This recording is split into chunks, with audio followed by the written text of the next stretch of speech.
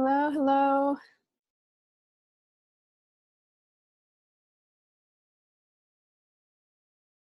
Hey everyone. How's it going? Good. Hey Tim, hey Joel. Hello. Thanks Yeah. for joining. Hey. Where's everyone calling in from this week? Washington State. Very cool. I'm in Delaware this week. Nice. Are you from there or you just happen to be there? My parents live down here and they got a puppy, so I came to hang out. Nice. Not a bad reason to hang out. Andrew, you still in Toronto? Yep, you bet. Mississauga, but most people know Toronto. Same. Awesome. Cool. I can see some people rolling in, so we'll wait another second. But this week we'll be talking about SEO. In the email that I sent out earlier this week, I mentioned this is my favorite chapter. It's something that I didn't know much about as of maybe 3-4 years ago, but over the last couple of years have grown to really love the practice, not just because it can bring you a bunch of traffic, but I just find it so interesting because you can learn so much from the data that Google openly shares, which I think is pretty awesome. And I think sometimes it gets a bad rep because there are certainly black hat or scamming tactics that people use to optimize on Google. But I think once you get past those things, it can be an awesome tool. So just like all the other weeks, I'll be going through a lot of the material, but this week I have less like planned stops for questions. So just at any point, if you have any questions, just ask them in the chat or go off mute. Also, if at any time, this is something that I am pretty comfortable with live. So if you're like, hey, Steph, like I'd really like you to actually like dive into Ahrefs or pull up keywords everywhere or check something so that, we can dive into it more in more of a live format, happy to do that as well. And then at the end, if any of you want me to like check your sites or pull things up, again, live in Ahrefs, happy to do that as well and give you suggestions as it relates to your particular sites, but we'll leave that for the end. Yeah, so with that said, looks like we've got critical mass here, so I'll share my screen and we'll jump in.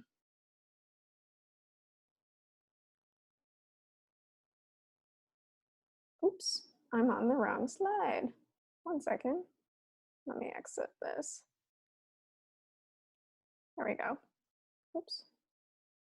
It's 8 a.m. for me. So early, early morning. I'm not a morning person. I'm a night owl. So anyway, chapter 4, search engine optimization. As you can see here, I added a little note. I love SEO. I think if you learn to do it right and learn to do it in a way that is long-term and not with these black hat tactics, you will also love SEO. It's an amazingly powerful practice and tool. So I did this last week, but just to remind everyone where we're at in terms of the book and also just how you might view this overall content engine. First couple of weeks, we talked about what you're writing for who and why. Last week, we talked about where you might reach some of those people. And as part of that, we talked about one type of channel, which was Bedrock. And specifically, we'll be talking about, I think, one of the most influential Bedrock channels, which is search engine optimization. So this is, just a small corner of this overall infographic, but I think it actually, if we were to redo this infographic in terms of impact, this one would be much bigger. All right, so also as part of last week, we talked about this codes framework, which again is just a framework to think about different channels and their, pros and cons or how they operate. And so when we think about search engine optimization, it ranks pretty well across this codes framework, and I'm going to go through them each individually. So cost type is green. Some people may argue that it's not green. It might be yellow, or some might even say red. The reason I colored cost and green being good, as in it ranks pretty well across the framework, is because you can buy links, you can go hire writers so that you can scale up your search engine optimization. You can do many things with SEO that cost money, but you only really do those things if you want to accelerate your success. And what I mean by that is you can build up pretty solid organic traffic on your own without building up links or paying for links, without paying for a writing team. And so the cost is really, really low if you do it on your own. And even if you hire someone to help you with some of these things that I just mentioned, you're investing currently, and it may seem expensive, but in terms of the payoff over the long term, it's much, much cheaper than, say if you were going to charge for paid ads, for example. The next is ownership. Ownership I have is yellow. So if you remember, ownership is how much of this platform do you actually control? So social platforms like Facebook or Twitter, you control basically nothing, right? It's an algorithm. Google is the same in that it's an algorithm, and there's much that you can't control. The reason I have it as yellow is if you think about different types of channels and how much the content lives on that channel versus how much that tool is really directing traffic to other places, something like Facebook or Twitter, all of the content lives on Facebook or Twitter, right? If you want any brand recognition, you need to set up a Facebook page, for example. Whereas Google's job is actually not to serve content so much, although they've started to do more of that, but really to be a directory, right? To direct people to what they need. And for that reason, although you don't own the Google algorithm, Google's job is really to direct people to your site, right? Or a site that solves a problem. And so for that reason, at least when someone uses Google, if you know how to rank in the right places, you do own the content that they eventually get to. Now, dependability and scalability are the two facets that are really the most compelling with search engine optimization, because if we talk about dependability again, it's this concept of, do I know how much traffic I'm going to get today? If I get a surge in traffic, will that last?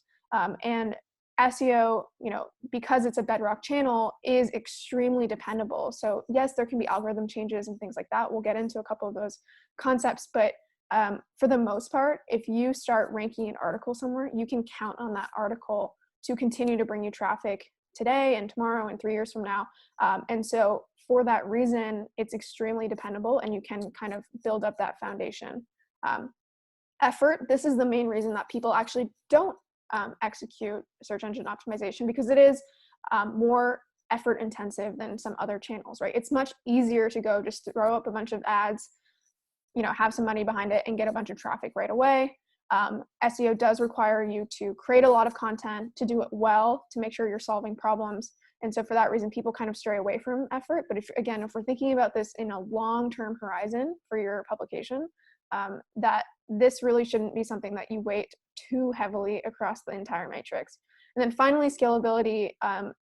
Google in particular, there's other search engines that you can optimize around. The fundamentals are basically the same across all of them, but Google in particular has such incredible scalability.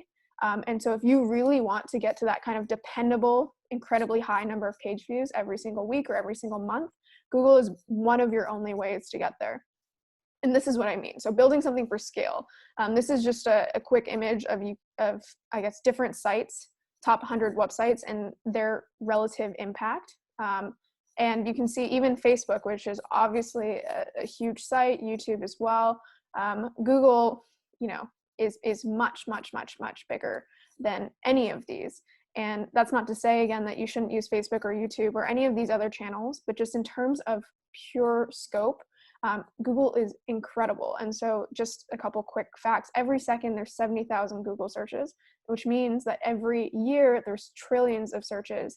So again, if you're able to start utilizing this platform or benefiting from it, you can imagine the potential impact. Obviously, you're not going to get trillions of those searches, but even a fraction gets pretty big pretty quickly. All right. Here's the other reason that I spoke to, or diving into this dependability concept. Slow and steady wins the race. So we talked about different types of channels. A lot of people focus, especially early on social and viral channels. The problem with those, viral more so than social, is that there's no bedrock, which again, you get a spike and then, you can't depend on that the next day. With bedrock, it slowly builds up. I like to think of it in terms of slabs. Every slab that you add is adding another layer to your foundation. And so if you think about, if you had some sort of goal, this is an arbitrary goal to get 30,000 page views a day, which is amazing. I certainly don't get that with my publication. But if you were to get 30,000 page views a day and that is your goal, there's a couple ways you can do that. There's probably infinite ways you can do that. But to name a couple, You can get the top spot of Hacker News. That is 30,000 page views in a given day. That's extremely unlikely in even one day, let alone to do that repeatedly. The second option that I mentioned here is, you can pay for them, right? So if you have the budget, you can go and you can buy Facebook ads and get that amount of traffic, assuming 10-cent clicks, which is pretty cheap these days. That would still be $1 million plus per year.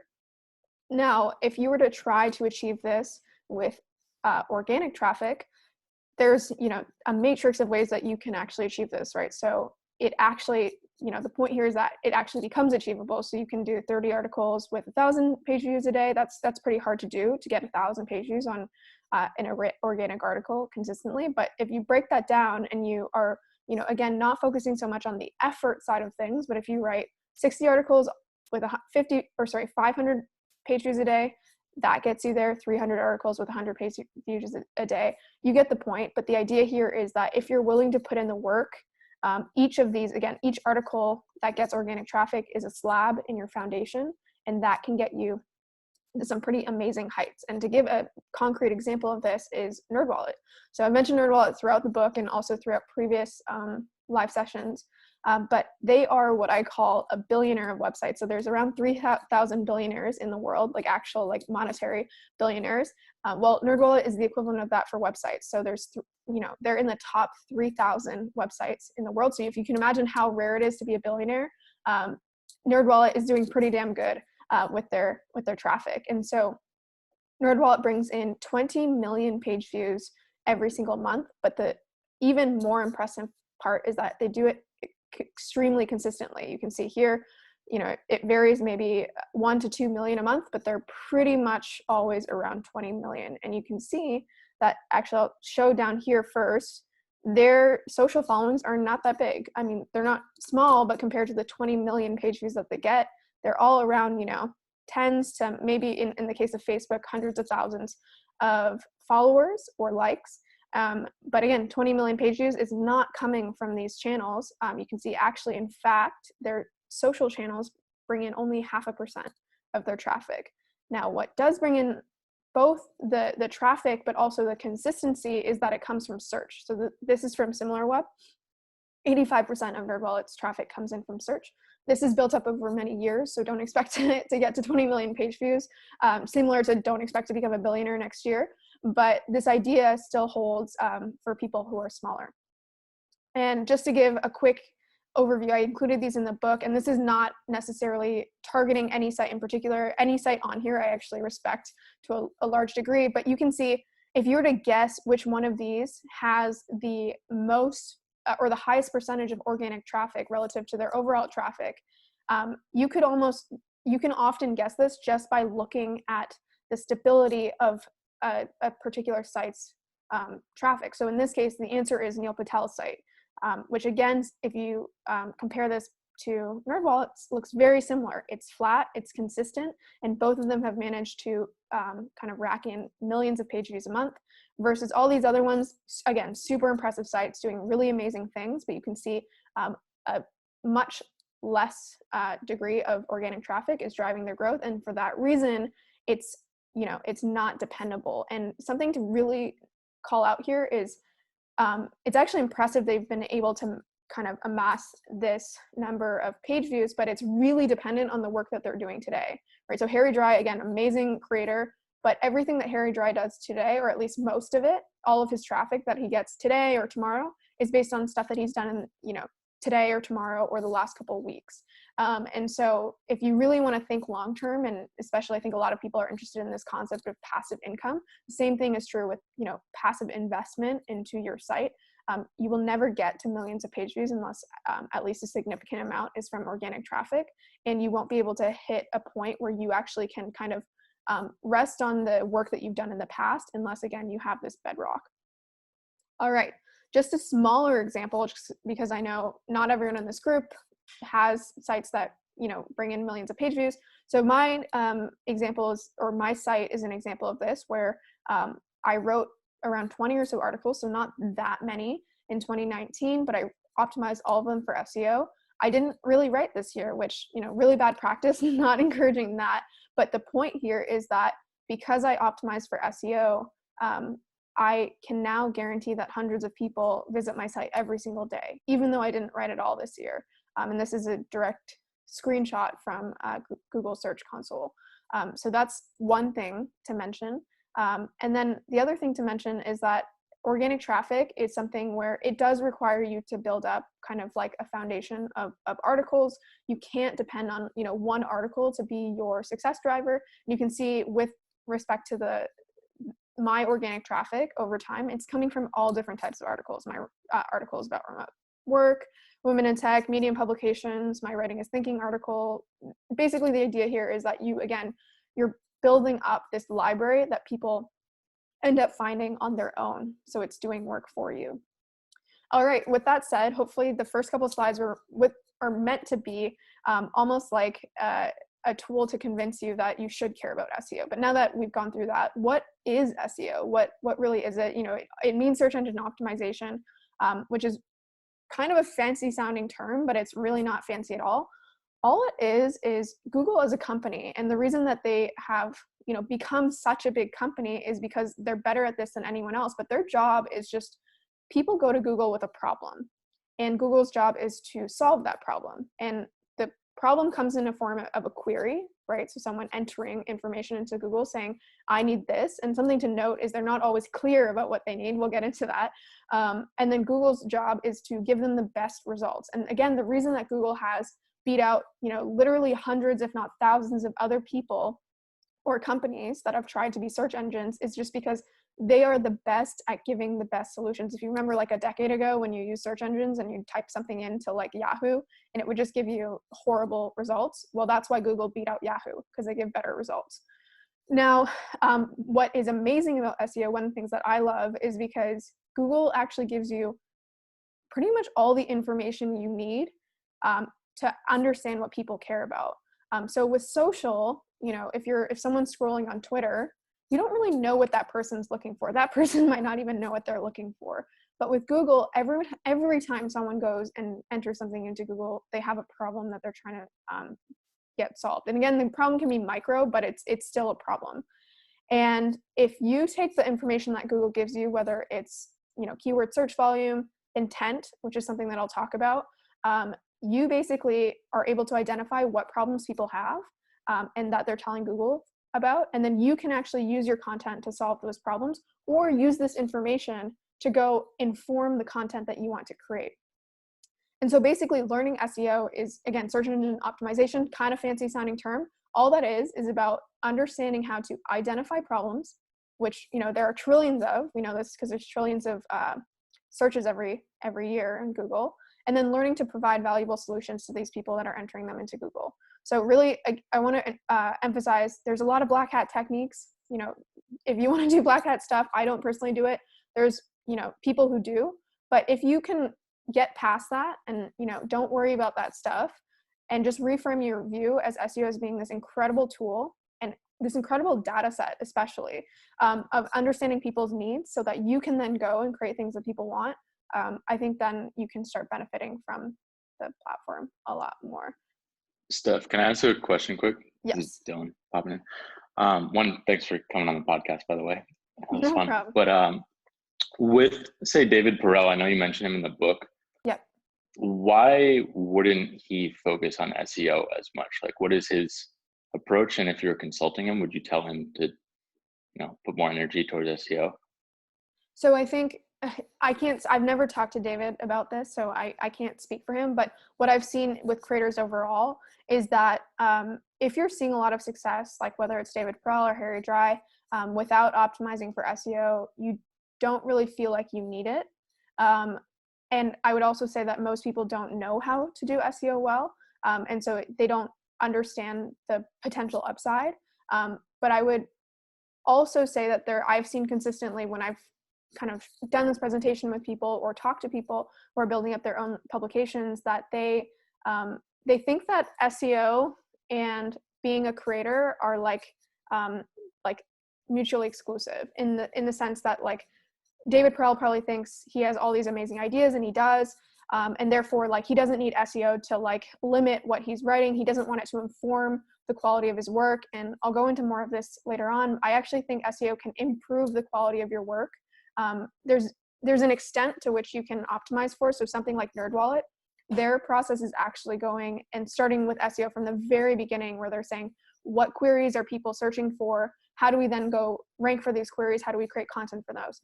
But there's a more middle ground where you're still going and being a creator and being creative and deciding on your topics, but then later just using the information that Google's providing you to actually create better content that's servicing what people want.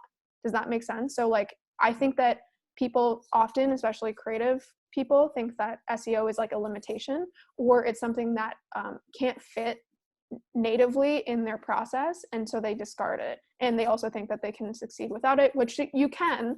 But again, if you're going to get to super high levels of traffic, SEO is going to be a part of that. And then I would finally just tack on there that it is true that if you go and create masses of content, that some of it will naturally happen to fit someone's problem and therefore rank on Google. And you might happen to almost like be creating content with the right keywords and all this stuff, and therefore get organic traffic. So you can kind of like go do your thing and then still get organic traffic. My point of view is that you can just accelerate your foundation, right?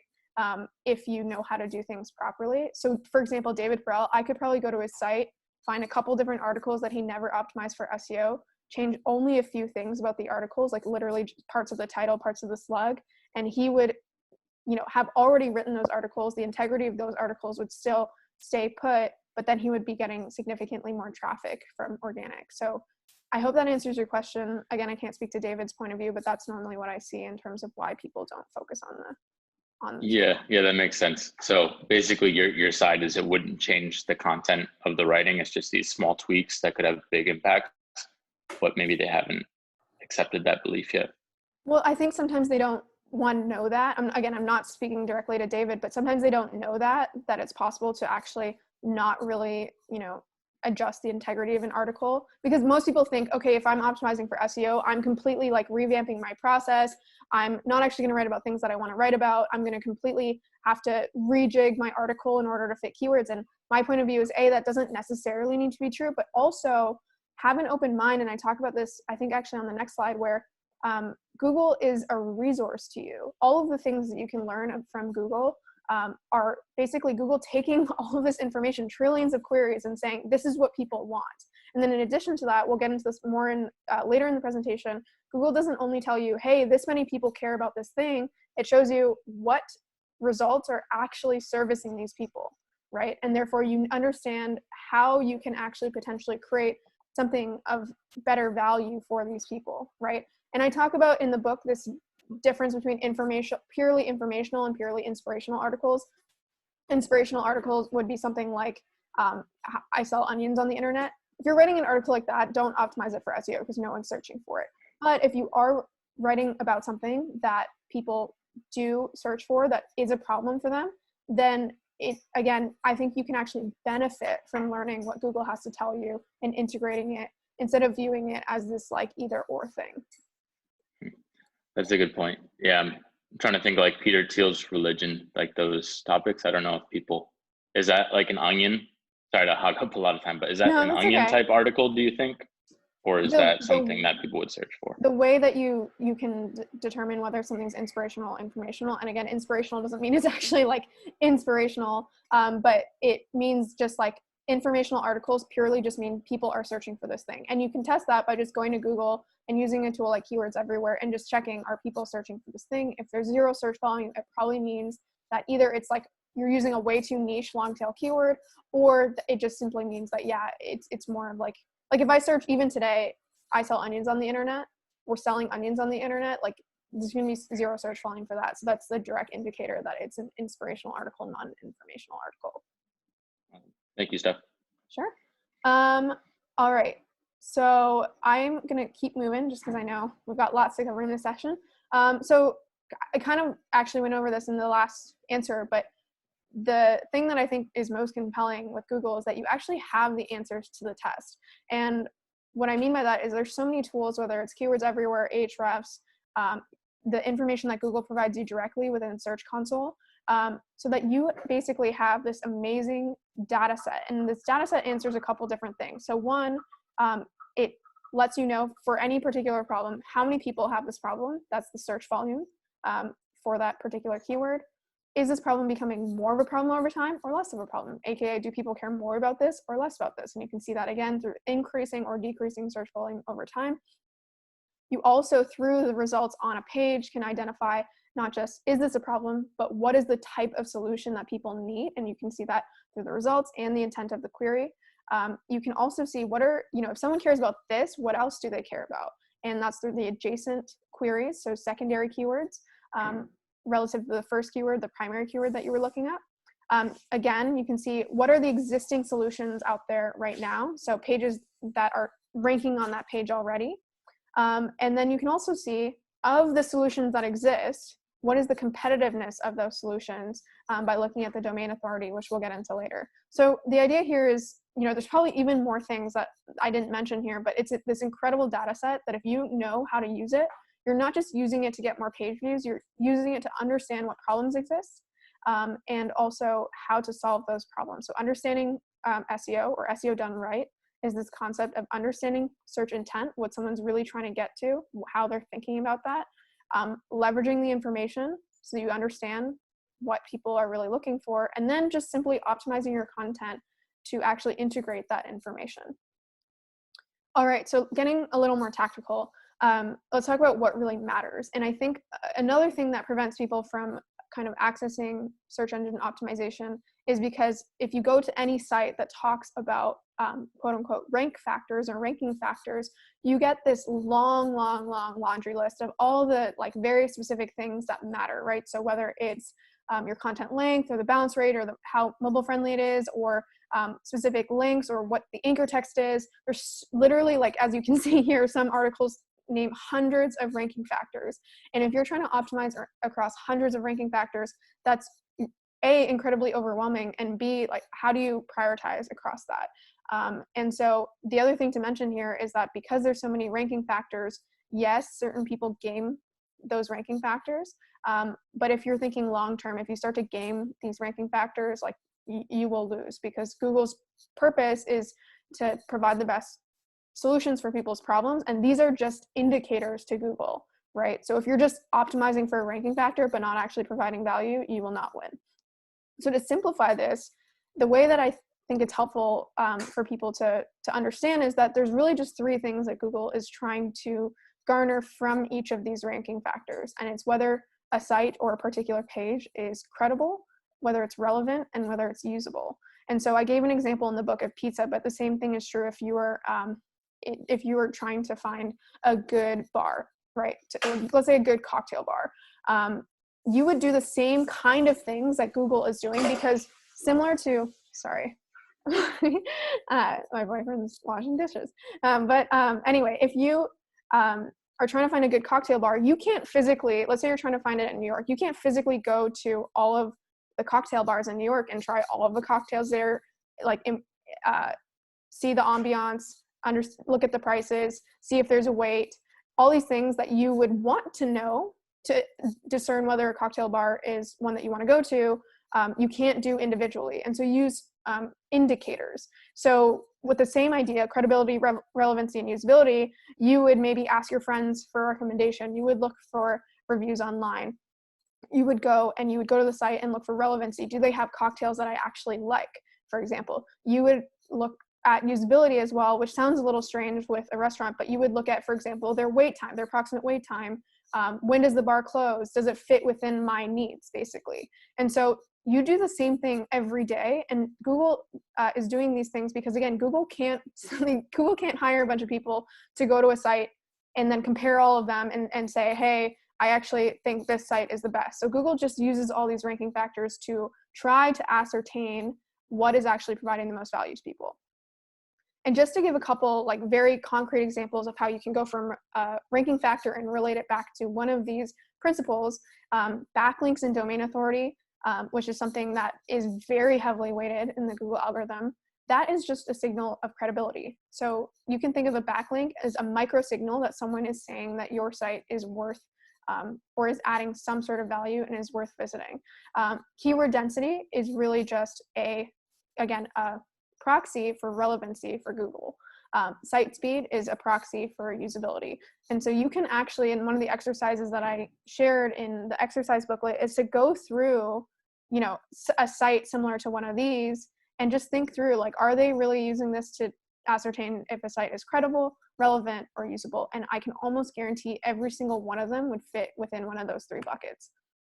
So I'm going to go through each of them and talk about how you can actually kind of, with the Pareto principle, 80-20, focus on the right things without getting lost in this matrix of unlimited ranking factors. But before I get into relevancy, I can see in the chat, oh, sorry, yes. Someone is asking, what is DA? DA is domain authority. I'll get into more specifics of what's a good domain authority and stuff like this. But basically, if you go into something like Ahrefs and you enter your domain, based on the backlink profile of your domain, it'll give you a domain authority. And something just starting out will have a domain authority of 0. The absolute top is 100, but it's also a logarithmic scale. So it's much harder to go from 90 to 100, let's say, than it is to go from 0 to 10. And so, yeah, hopefully that helps. We'll get into that a little bit more moving forward. But actually, talking about relevancy first, I'm going to just, yeah, here we go. Relevancy. The main thing that I see people get wrong, really across the entire, you know, matrix of things that we'll talk about in this presentation, you can take one thing away, is this concept of search intent. And so one thing that I mentioned earlier that's really important to understand is, as you know, as a Google searcher, likely, you don't tell Google exactly what you're looking for. So you're not, let's say I want to find a surf shop near me, or if I want to buy a surfboard near me, I won't say, Google, can you find a surf shop near me? I'll just say surf shop, for example. And I know that Google is so good at reading between the lines based on previous searches that I know that Google will likely give me good results. And so the same thing is true with search intent, in that Google is not just trying to understand what you're looking for in terms of just like at a face value, but they're trying to understand what you're really trying to do. And so, for example, if someone enters just this very simple query, Apple, and apparently 120 million people search this a month. And if you're wondering, this is a tool called Keywords Everywhere, which I love because you can see this information as you're natively searching. But if someone enters Apple into their search bar, are they looking for a picture of an apple? Are they looking for the definition of the fruit to translate the word? Are they looking for nutritional information? Are they looking for Apple, the company? Are they looking for Apple, the company's website, or their stock ticker, or news on the company? There's so many different versions of this particular query, and Google has to, again, ascertain what someone's really looking for, because they're not going to tell Google. And what you'll see here, and this is hard to see, but I'll just kind of gloss over it verbally, is that Google, with every query, interprets intent. And it interprets intent actually based on all of the other queries. So for example, with Apple, all of the 120 million queries that happened in the prior month and months before that, it's ascertaining what people are looking for based on people's engagement with the page in the past. And so based on where people are clicking and where people are, you know, going back and not engaging with pages, it's going to ascertain, of the 120 million, how many of them are actually looking for each one of these things. And in the case of Apple, most people are looking for Apple's website. Some people you'll see, based on the results on the page, you'll see there's some news. There's also some information like the Apple Wikipedia page. But for the most part, the very first thing ranking here is Apple's website. And so this is a really important thing to take away, that you can always get a sense of what someone is looking for a particular query based on what Google is showing you on the page.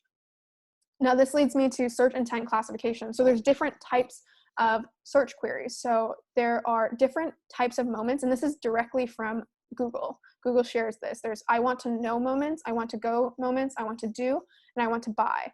And each of these types of moments map out to a different type of query. So I want to know is informational, I want to go is navigational, and go means specifically not just like I want to go to a surf shop, but it's I want to go to this particular website, or I want to get in contact with X person. And so, or sorry, that's not true. That's transactional. Sorry.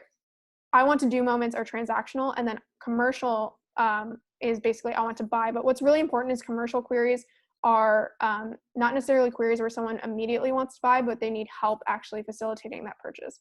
Now, you don't need to worry so much about navigational, transactional, or commercial queries other than that they exist, and that if you're writing content, you actually, you do not want to try to rank your content on transactional, navigational, or commercial queries because it will not rank there. And so again, you need to match your article to the intent of the results that are actually on a particular page. And one quick thing to mention is that certain SERPs have ambiguous intent, which means that similar to actually the Apple query is ambiguous intent, where basically some percentage of the people are looking for information, some percentage are actually looking either for a navigational or transactional query. And so that's really important to note. What tends to be true is that the bigger the query is, the more likely it's ambiguous, which just means it's more likely that some percentage of the people searching for X may be looking for something than, you know, the other percentage of those people. But what's important to mention here is an ambiguous query means that some percentage of the people have different intents, but the individual, so a single person looking something up, never has ambiguous intent, right? It's the conglomerate of those people that creates ambiguous intent, but one individual person always has a single purpose when they're looking for something on Google. And so, yeah, so informational, I'm going to go through each of these, but informational queries are the ones that we want to focus on, and they can always be mapped out into questions. Now, some of these can also be mapped out into questions, but they kind of, when you try to do that, sometimes they feel a little less natural. But informational queries, you know, when someone is searching for red wine stain carpet, basically they're saying, again, that doesn't even make, you know, grammatical sense, but what they're saying to Google is, hey, I just spilt wine on my carpet. How do I best remove this stain? Or Archimedes inventions, they're really saying, hey, Google, can you tell me all of Archimedes inventions in the easiest possible way to digest?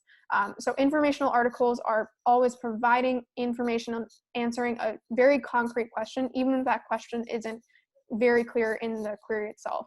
Navigational, I always mix up parts of navigational and transactional because sometimes they have a little bit of an overlap, but actually I was right that if you're trying to reach some sort of support or Apple's website or another particular website, that's navigational in terms of you're trying to get somewhere. You're trying to get from point A to point B. So again, if you're, for example, even if you write the most amazing article on Apple's business model, and you're like, wow, everyone should read this. Anyone searching for Apple would really benefit from this. There's no way that you're going to rank for the query Apple. A, because it's extremely competitive, but more importantly, intent is kind of king. If you think of all of these ranking factors, intent is king. And so if you try to rank an informational article on any of these other pages, you will really, really struggle. And in fact, it's pretty much impossible.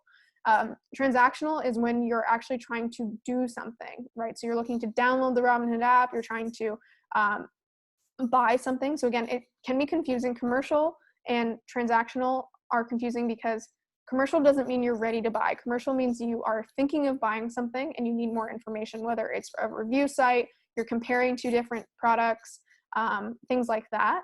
Whereas transactional means you're ready to do something. You want to do something immediately. And for example, you want to convert a file, you want to download an app, you want to, buy something. So again, you don't need to understand all of these to a super deep degree. What you really want to take away from this is, again, when a user goes to Google, enters a query, there's a type of thing that they want to do. And if you try to rank certain types of content on a page where the thing that you're providing is not actually the thing that that person wants to do, you're never going to rank there. And then finally, as I mentioned, there's ambiguous, in which, again, each individual has concrete intent, but the combination of many people searching for something may mean that some percentage of those people are looking for something else. So for example, indoor plants, are you looking to buy indoor plants? Are you looking to find the closest Home Depot? Are you looking to understand which indoor plants, die the least? Things like that. And so I'll get into a little bit more of this in coming slides, but this, again, if there's anything you can understand or take away, it's this idea of search intent and always looking for informational queries. So something to keep in mind is that often we think that we know what a query will be, but the best way to ascertain what a query actually is in terms of intent is to just go to the page. So here's an example of ambiguous intent, remote work.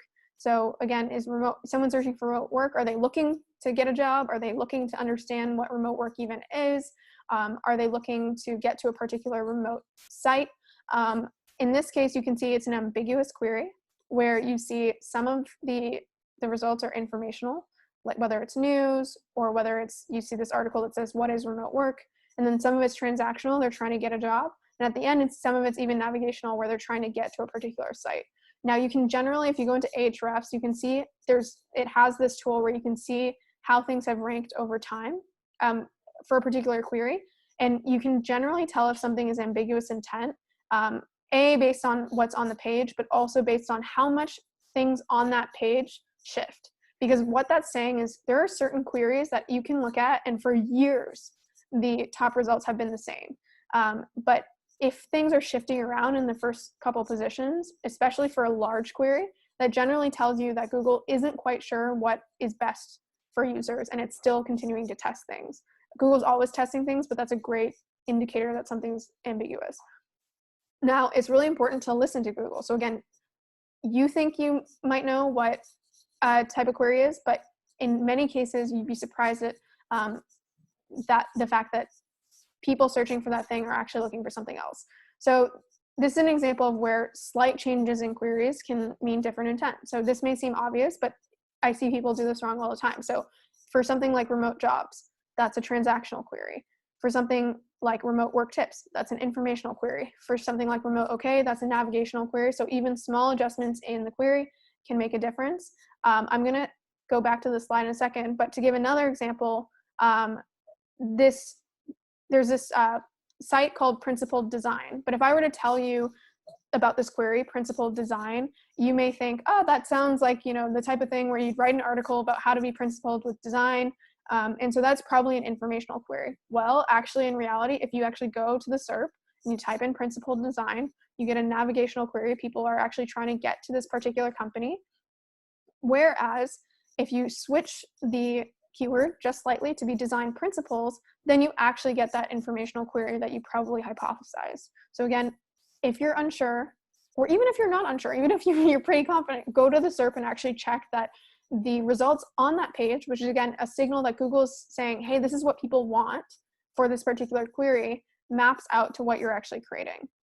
And then finally, this concept of listening to Google will often give you additional signals that indicate what the intent of a particular query is. So for example, buy iPhone case is a transactional query. Someone's ready to buy, someone's ready to take that action. And so you can see here for different types of queries, Google will have these, I can't remember what they're called, but basically these additional segments that it'll put on particular types of SERPs, SERPs are search engine results pages. And it'll say basically, for transactional queries, you can buy immediately. You can see the products and you can click and buy.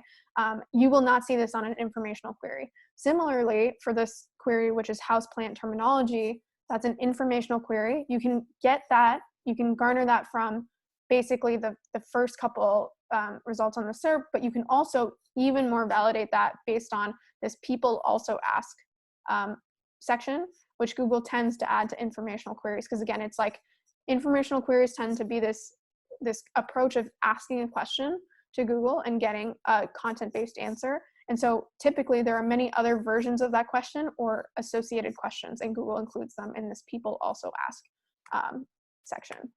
So really listen to Google. The other thing I would mention is not all search volume is equal. So another mistake that I typically see people make is that they consider that search volume is like the only metric that they should go by in terms of identifying which keyword they should optimize around. I'll give you a couple of examples of why that is not true. So these are two queries, man's search for meaning and effective leadership, which have the same or similar search volume around 10,000 searches per month.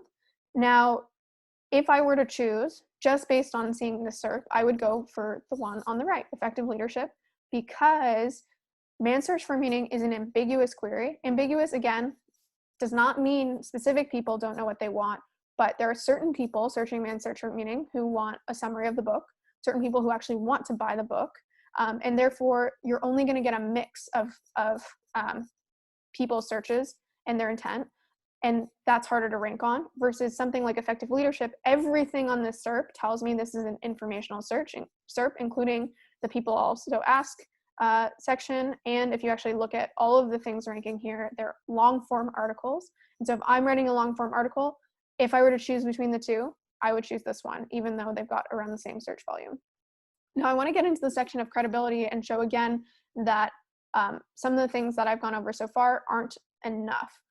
And search volume in particular is not enough. So we talked about domain authority already at a high level. Domain authority is basically, it's a way for Google to kind of identify the credibility of a site. Now, domain authority isn't actually something that is openly shared by Google. You don't go to google.com to find your domain authority. You can find it in sites like Moz or Ahrefs. There are ways for other people to ascertain how they're doing. We know that Google uses backlinks in their algorithm, so it's a way for you to say, okay, how is my backlink profile doing? You can see here that if a site has a higher domain authority, it's more likely to rank somewhere. And so again, search volume is not enough, where if you are looking at these two queries, so Changes Constant and WordPress tutorials for beginners, each of them has around 3,000 searches per month. In this case, both of them are actually informational queries. So you're like, okay, great, informational query, not super high search volume. I think I can rank here. Now, what's important is the competitiveness of these sites that are already ranking there. And so you can see in this case, the backlink profile, and I pulled this from, this is pulled actually like a year or two ago, but you can see the backlink profile of the things that are ranking there. This is first position, second position, third position, fourth position. The backlink profile of that particular article is really bad for the Changes Constant query, versus something like WordPress tutorial for beginners. The first 4 sites that are ranking there, or the first 4 articles, I should say, in this case, have anywhere from hundreds to thousands of referring domains, and in all cases, many thousands of backlinks. So one thing to keep in mind, a backlink is, so someone, how do I phrase this? A referring domain, so if I decide, if Forbes links to me, that is one backlink and one referring domain. But let's say Forbes links to me again, that is still just one original referring domain, but 2 backlinks, just to clarify of why there's a difference between backlinks and referring domains.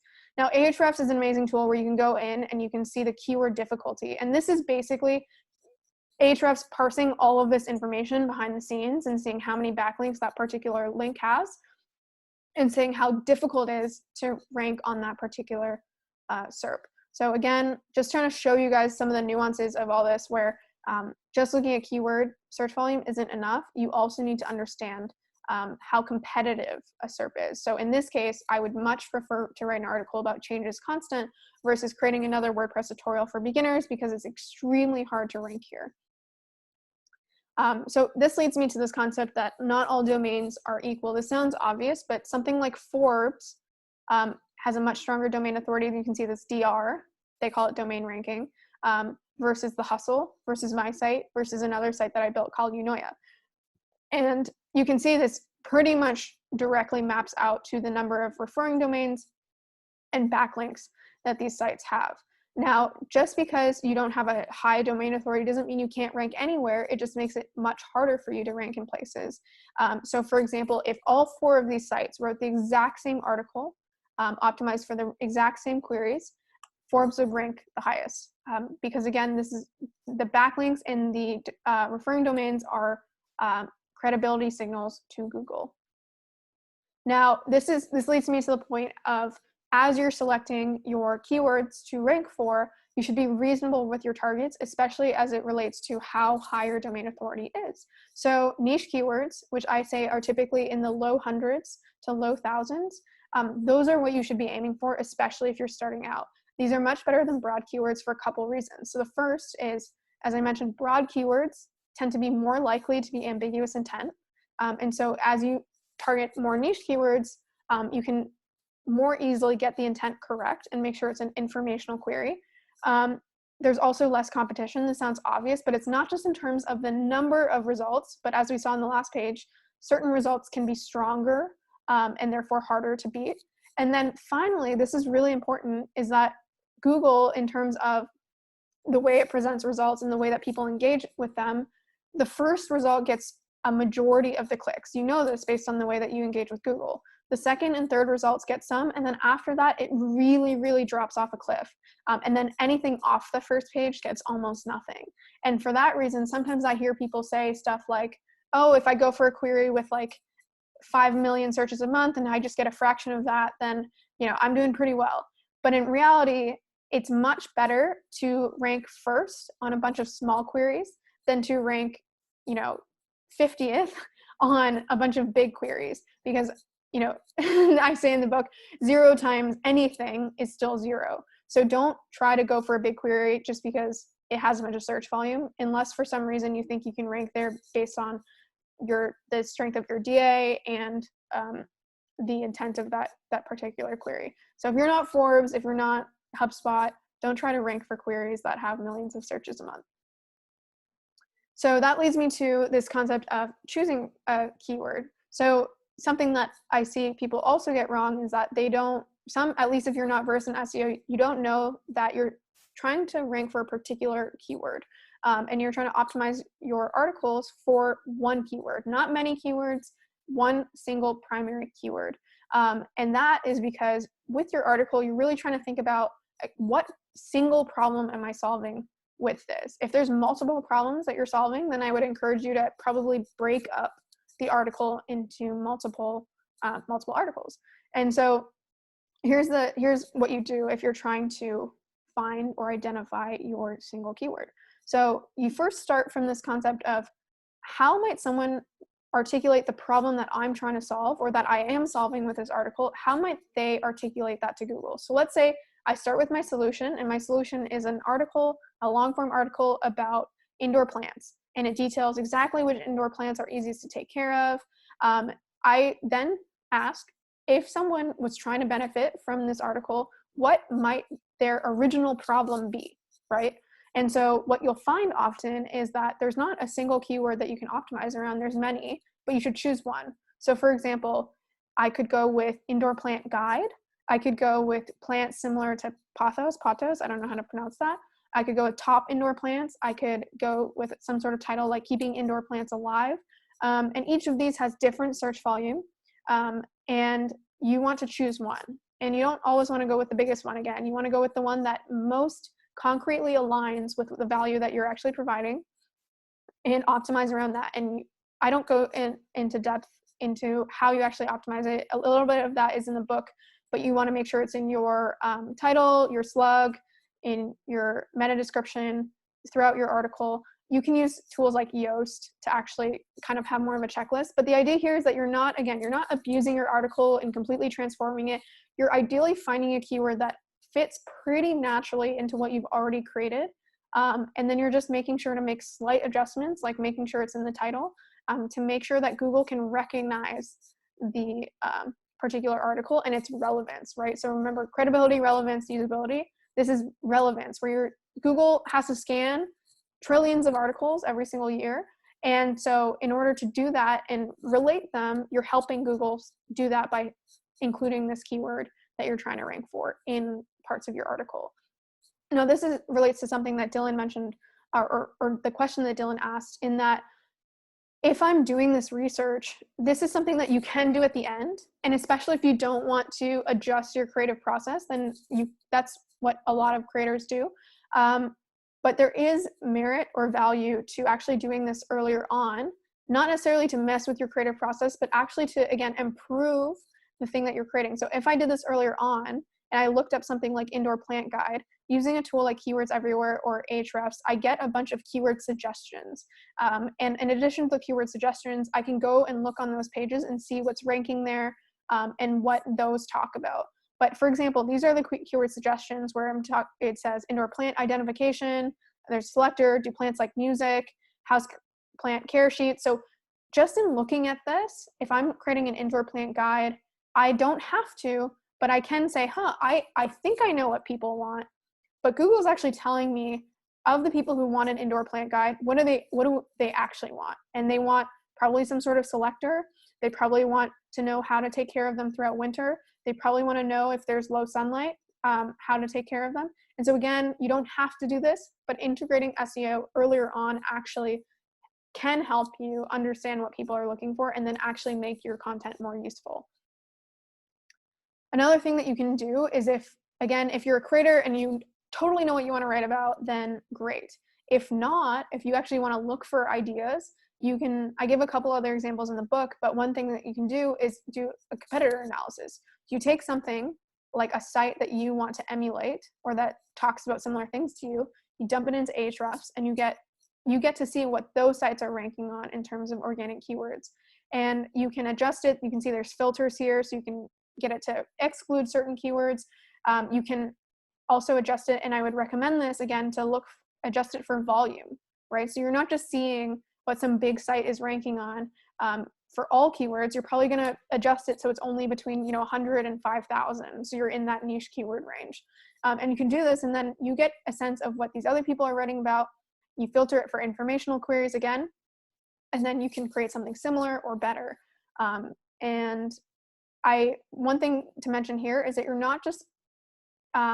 not comparing just any site to you, but you want to make sure that, of course, the site that you're putting in here is also a content-based site. That might sound obvious, but sometimes people get confused. They're like, I'm just going to look up any competitor. Well, does your competitor have a blog?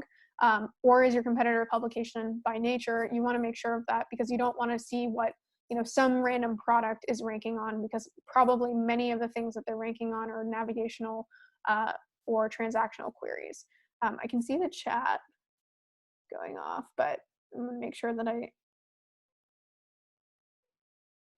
someone's asking, are there any other open source tools? Like Ahrefs seems to be too expensive for personal web pages. So I heard recently, I haven't checked it myself, Ahrefs actually just released a free version, which only happened recently. I know for years they said they wouldn't. So you might want to check that out. And then as you can see, there's people talking about Ubersuggest, Moz has some stuff. Yoast, Yoast is the checklist. So it integrates into WordPress. There's other tools you can just look up, like Yoast, not WordPress or something like that, to find non-WordPress plugins. And it's basically just a checklist. Once you've found your primary keyword, then you go through the checklist, and again, it's like, is it in the title? Is it in the slug? Is it in the meta description? How much is it throughout the article? But what's really important is that, especially if you're new to SEO, a mistake I see people make is they're like, I don't get why I have no organic traffic. I optimize everything for Yoast. And the answer is likely that you either didn't choose a keyword that is actually the right intent. B, you didn't choose a keyword that is actually within your realm of competitiveness, right, relating to your DA and also the search volume of that particular query. Or C, on 3, C, that your site doesn't have high enough domain authority yet. And so you want to make sure that you're not just relying on something like Yoast and being like, why am I not getting any links yet? Most likely it's that you either chose the wrong keyword or your domain authority is not high enough, in which case it doesn't matter if you optimize everything perfectly, especially if you chose the wrong keyword. All right, sounds like, yeah, the free version of Ahrefs is limited. So I'm not, like I said, there's other things like Ubersuggest. I think if you go to the book and scroll down to the very end, which is the resources section, I mentioned other tools that you can use there. And I think most of them are free, or at least have some freemium nature to them. All right, so this brings me to the point of what if you don't have domain authority, right? Especially if you're starting out, your domain authority literally is 0 to start. So it's really important that you build domain authority. Now, similar to my answer from earlier, you can wait, and you can, if you're not in a rush, if you go and put great content out there, over time, your domain authority will grow by people naturally linking to your site as you provide value. Now, if you are concerned, probably isn't the right word here, but if you are concerned with getting your traffic up quickly, then I would say that, especially if you're starting out, you want to get your domain authority high enough, because basically there's a no man's land where anything under around 10 or 20 DA, Google just doesn't rank anywhere. And so for that reason, if you're under 10, certainly you want to get your DA up a couple notches so that Google can basically recognize you as credible, right? Remember, this relates to credibility, and then it'll start ranking you in places. So again, if you don't have a high enough domain authority, if you have a domain authority of 3, even if you create the best article for the right keyword with the right intent, it won't rank anywhere. And so what you can do at the beginning not going to go through all these in depth, is I gave, I think, around 15 or so ways that you can start building links at the beginning. Now, what a lot of people do if they don't know how to build links is they automatically go and pay for links. I would actually advise, unless you are experienced with SEO, don't pay for links, because that is like such a quick way to blow your money. There are many different agencies that will get you links, and they're low quality, or they're link farms and things like that. And so unless you know or get a really good referral to a company that will give you links, I would not say do that. You can also build your own link building team, but again, that's something that if you don't know how to run a link building team, can blow your money and your time pretty quickly. But there's a bunch of other options, and I'll name a couple of them. So first, if you do interviews with people or interview other people, that's a really quick way to start getting links, either through them sharing your stuff, or if you do an interview, if you do a podcast, normally they'll link to your site. If you have any other products, so for example, if you happen to launch a bunch of products in the past, you can, for example, add something in the footer that says like, made by Steph, creator of XYZ, for example, and you link all of them. Another thing that you can do is if you've ever given a review to a site, for example, if you're on their homepage or something like that, and you're giving a testimonial, ask them to link. Something just that's true across all of these is if you're ever kind of collaborating with someone or happen to put something on another site, make sure you ask for that link, right? Because often they'll link your testimonial or your guest post or something like that. And if you don't ask for a link, it can be forgotten. You can also guest post. You can do something called, or use a tool called Haro, which is Help a Reporter Out. So this is, again, I wouldn't advise this as a long-term strategy, but if you're really just trying to get your DA up quickly, Haro, basically, reporters go to Haro and they say, I'm looking for experts on, tech or some very specific thing that they're reporting on. And then they're calling out to say, hey, I want to either get, it's normally short. It's not super long. I think there's a max that they can set. I think it's something like 300 words or something like that. I included it in the book. But basically they're saying, hey, I want an expert to comment on this.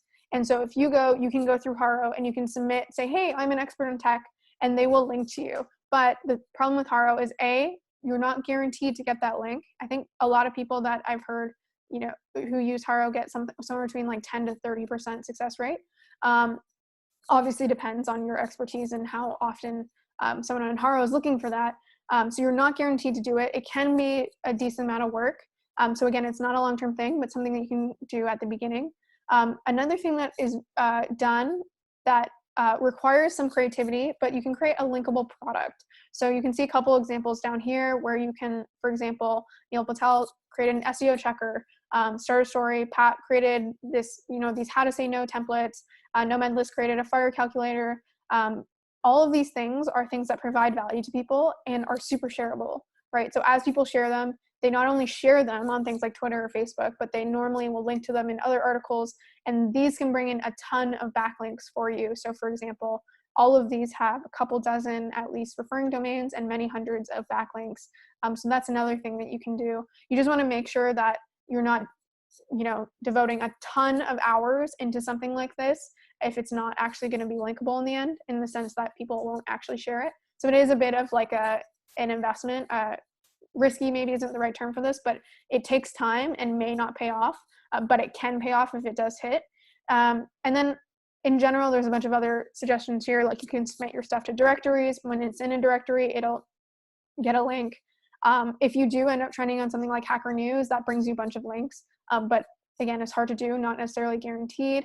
The one other thing that worked for me is that if you create things similar to this idea of a linkable product, if you create articles that solve a very clear, concrete problem that people search for all the time. So for example, my one on Medium publications, I found a bunch of Medium publications, created a directory of them, wrote an article about it.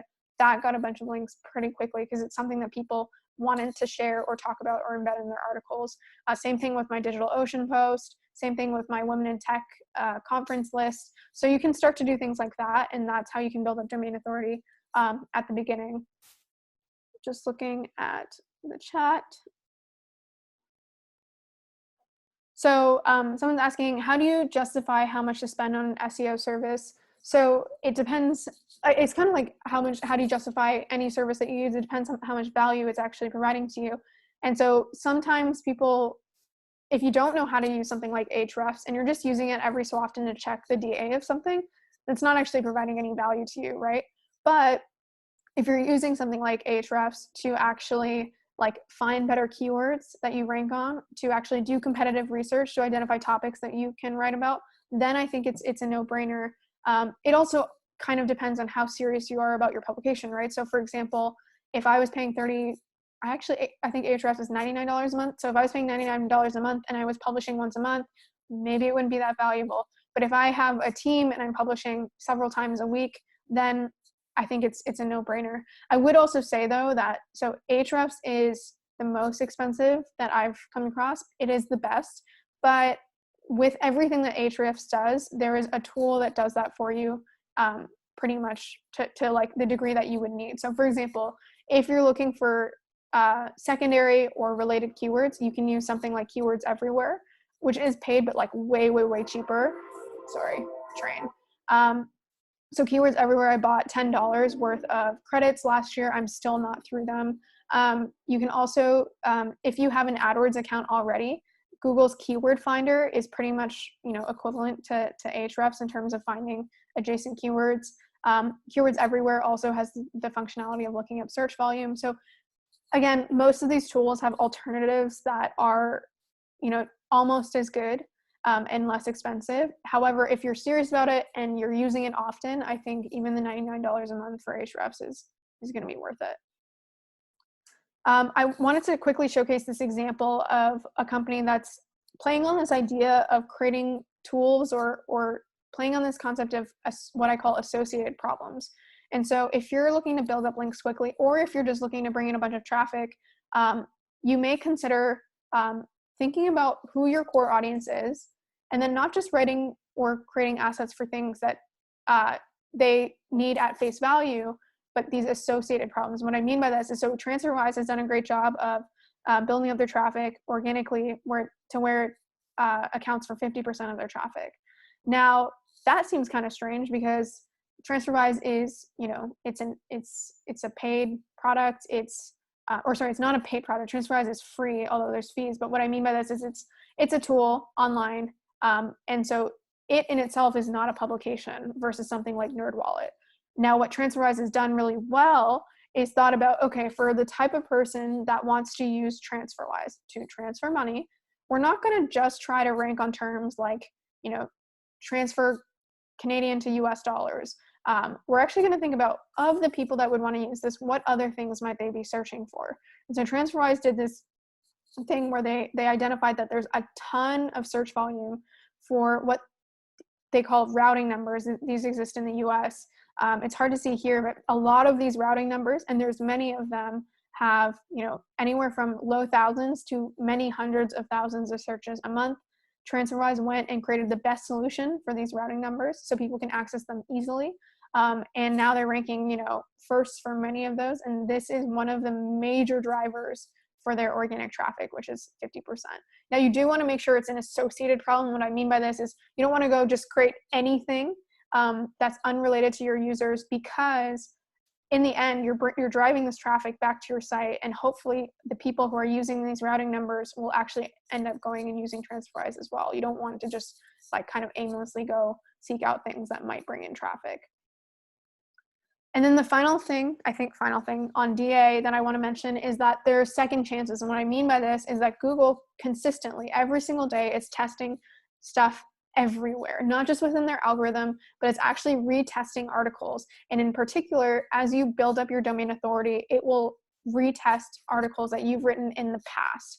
And so, for example, when I wrote, I think this was my article about non-tech remote jobs, I wrote this here sometime in like mid 2019. You can see here when I first launched it, or I guess I launched it here because there's some traffic. So yeah, mid 2019 in June, no traffic for several months. As I built up domain authority, at some point, Google said, we're going to retest this. Now, it may have been triggered by an algorithm change as well, but in general, you'll see even without significant algorithm changes, Google is consistently retesting stuff. And so at some point in early to mid 2020, it retested it, and then now it brings in a bunch of organic traffic. And so as you build up your domain authority, just keep that in mind, that even if something's not ranking today, as you build up your authority, it may rank in the future. Just another quick example of this. This is from calvinrosser.com, where basically, again, these are his referring domains, and this is his organic traffic. And so he was similar to me, where he had written a bunch of articles in 2018, 2019. You can see the organic traffic in 2018 was basically nothing. 2019 is very minimal. And in 2020, he, similar to me, did not publish very much. But because that's when he built up his domain authority, you can see his organic traffic also surged at that point in time. Even though he wasn't publishing, this was a result of his older articles getting retested and ranking. So I'm going to pause there before I quickly dive into usability and then do a summary. But any questions on, in particular, I guess we've gone through a bunch of stuff, but in particular, domain authority. So credibility is domain authority in this case, and then relevancy is the stuff I was talking about earlier with intent. How would you take an existing article and optimize it for SEO to make it better? Yeah, so I would go through, I mean, it's a similar process to if you were starting new, but basically if I go back to this, you're going to start, so you have an article already. You start and you think about what problem does that article solve? Now, again, if it's something that no one's searching for, then don't bother optimizing it. But if you're like, oh, I actually wrote an article about, let's say, for example, if you wrote an article about a bunch of tips for remote work, but the title was like, here's how to work remotely. And then in your article itself, it had no actual queries or no keywords that said remote work tips. So you're like, okay, I wrote about how people can work remotely effectively. I know this is a problem that people are searching for, but I didn't optimize it for SEO at all. And so you think about, okay, what problems does this solve? Then you're going to go into something like Keywords Everywhere or Ahrefs and look up related queries to something like remote work tips. So you start with a query that you think is related. And you may go with remote work tips, but you may go with some adjacent queries as well, depending on, again, which one aligns most with the problem that you already solved. And also the one that makes sure, again, it has the right intent and also is within a competitive range that is relevant or pertinent to you. Now, again, you already wrote this article, right? But you may have, again, had some title like, here's how to work remotely. So then once you select your keyword, let's assume that we're going with remote work tips. Then you use something like Yoast, or there's tons of checklists online to say, okay, if I'm just going to do kind of like a surface level optimization, I'm going to go through, I'm going to make sure it's in the title, I'm going to make sure it's in the slug, I'm going to make sure it's throughout the article. So again, you're doing this not because it's like you're trying to like do something and kind of ruin the integrity of your article. You're just making slight adjustments so that Google can recognize, oh, this is an article about remote work tips. I had no idea, right? Because there was no indication that it was about remote work tips. And therefore, Google can start to recognize that and be like, oh, actually, let me try testing this on remote work, on the query remote work tips. So that's the surface level. Now, what you can do if you really want to go even deeper is you can do some of the stuff that I mentioned, where basically you go and look for, once you've decided on your query, you go look what's actually ranking there. And you say, oh, okay, like people who talk about remote works tend to have a section about this, right? Or this seems to be really valuable, or this is a secondary query that people really seem to want to know. And then you can, again, this is more kind of effort intensive, so it's not necessary. You can actually go back and adjust your article as well to make sure that it's kind of servicing that query most effectively. But you'll find, especially if you have a decent domain authority, if you go back and you just try to find the, like, again, the most associated keyword that is approachable, and you optimize just like, again, the title, make sure it's, showing up throughout your article, that's enough for Google to recognize that it's relevant, and you can normally get pretty far there. Again, that's assuming that you have a decent domain authority. Got a domain authority of 0, then you've got another problem, which is solving that first. Does that answer your question? Yeah, it does. Thank you. Cool. All right, I see some other questions here. I'm going to go through them in reverse order. So Ritesh is asking, I'm convinced that I should shift from writing on Substack to my own domain via Ghost. My question is, should I consolidate all content on a single domain or consider playing with multiple domains for different keywords?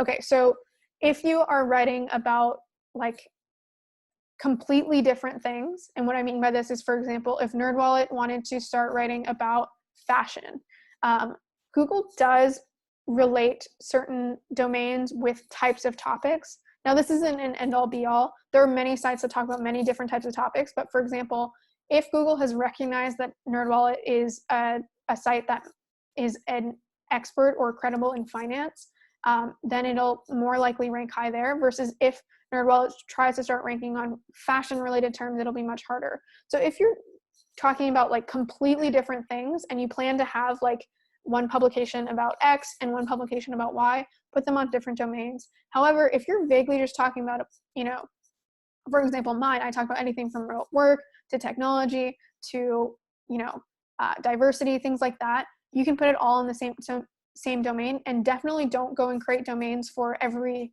new type of article that you're creating. I'm only saying separate them if you're really creating like two different types of publications that have like inherently different targeting, right? And that makes sense also from a user perspective, because if they get to a site about finance and then all of a sudden in their sidebar, the recommended articles are all about fashion, they're like, this doesn't really make sense. But if you're just vaguely talking about, you know, different topics that kind of fit together, then put it all on a single domain, consolidate your content. Because something to keep in mind here is that, again, Google starts to recognize people's credibility based on their domain authority. So if you have two or more different domains, it's kind of the same idea as growing a social following. It's like, if you have two different social followings, it's much harder to grow two Twitter accounts than invest all your time into growing one, right? And it's the same thing with a domain. If you're investing in getting domain authority in one place, that's probably going to be easier than trying to build up domain authority in many different places. And again, you need to get domain authority up to a certain level for your stuff to even start ranking at all. Okay, so do syndication platforms like Medium or DevTO count as backlinks? Great question. So you want to make sure that any backlink that you get is what they call a follow link, and not a no follow link. Let me actually stop sharing so I can quickly demo. Oops, I didn't actually mean to stop sharing my screen. I just meant to exit out of the presentation. 1 second, guys. Here we go. Sorry. My computer is a couple years old and it's glitching a little bit. All right, here we go. So for example, a great example of a site that has no follow links. So again, let me just go back a second. So there's many types of links, but the types that I'm talking about right now are either follow or no follow links. Follow links are the ones that you want. No follow links, if we go even a step back, if you remember, links itself are an indicator to Google, right? So in getting a link, you're basically, or in someone linking to you, they're saying to Google, hey, you should actually go and, you know, you should crawl this site. That's actually what it's doing. That's why, you know, if you ever heard of like Google crawlers, it starts on one site and then it goes through and it finds all the link and it's actually saying to Google, hey, you should go check out the site too. And in general, it's signaling to people that something is credible and providing value. Now, the default is a follow link.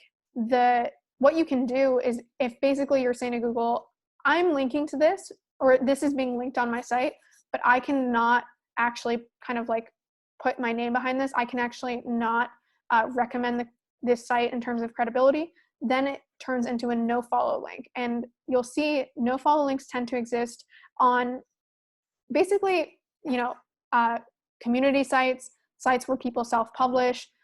If you see, for example, comments on a site using something like Discuss, all of those are no follow links because, for example, Dribbble allows, let me see if I can find an example where something is linked off here. Here we go.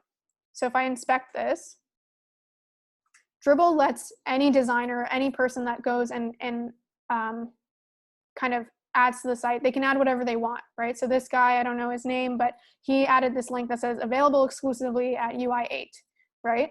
This is just some random guy. Dribbble does not monitor this content. Anyone can, you know, it's user-generated content. So most sites with user-generated content, you'll see here, if I inspect this, you'll see rel equals no follow. So again, the default on sites is follow.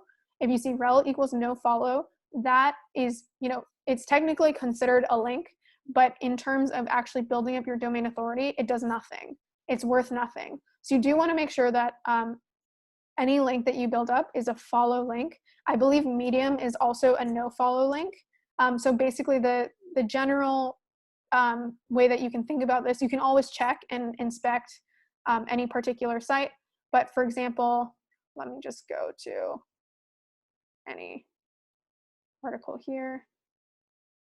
How to create content people want to read. Great. If I go here, find a link. I think I saw one here. Let's inspect it. I believe Medium is no follow. Yeah, you can see here, rel equals no opener, no follow. So Medium, I don't know about dev, but I would assume it's also no follow. Most user-generated content sites have no follow links, so don't optimize your content around getting links if they're no follow, because they do not actually help your domain authority. There's a lot of questions in here, so I'm going to try to go back to the ones I've missed.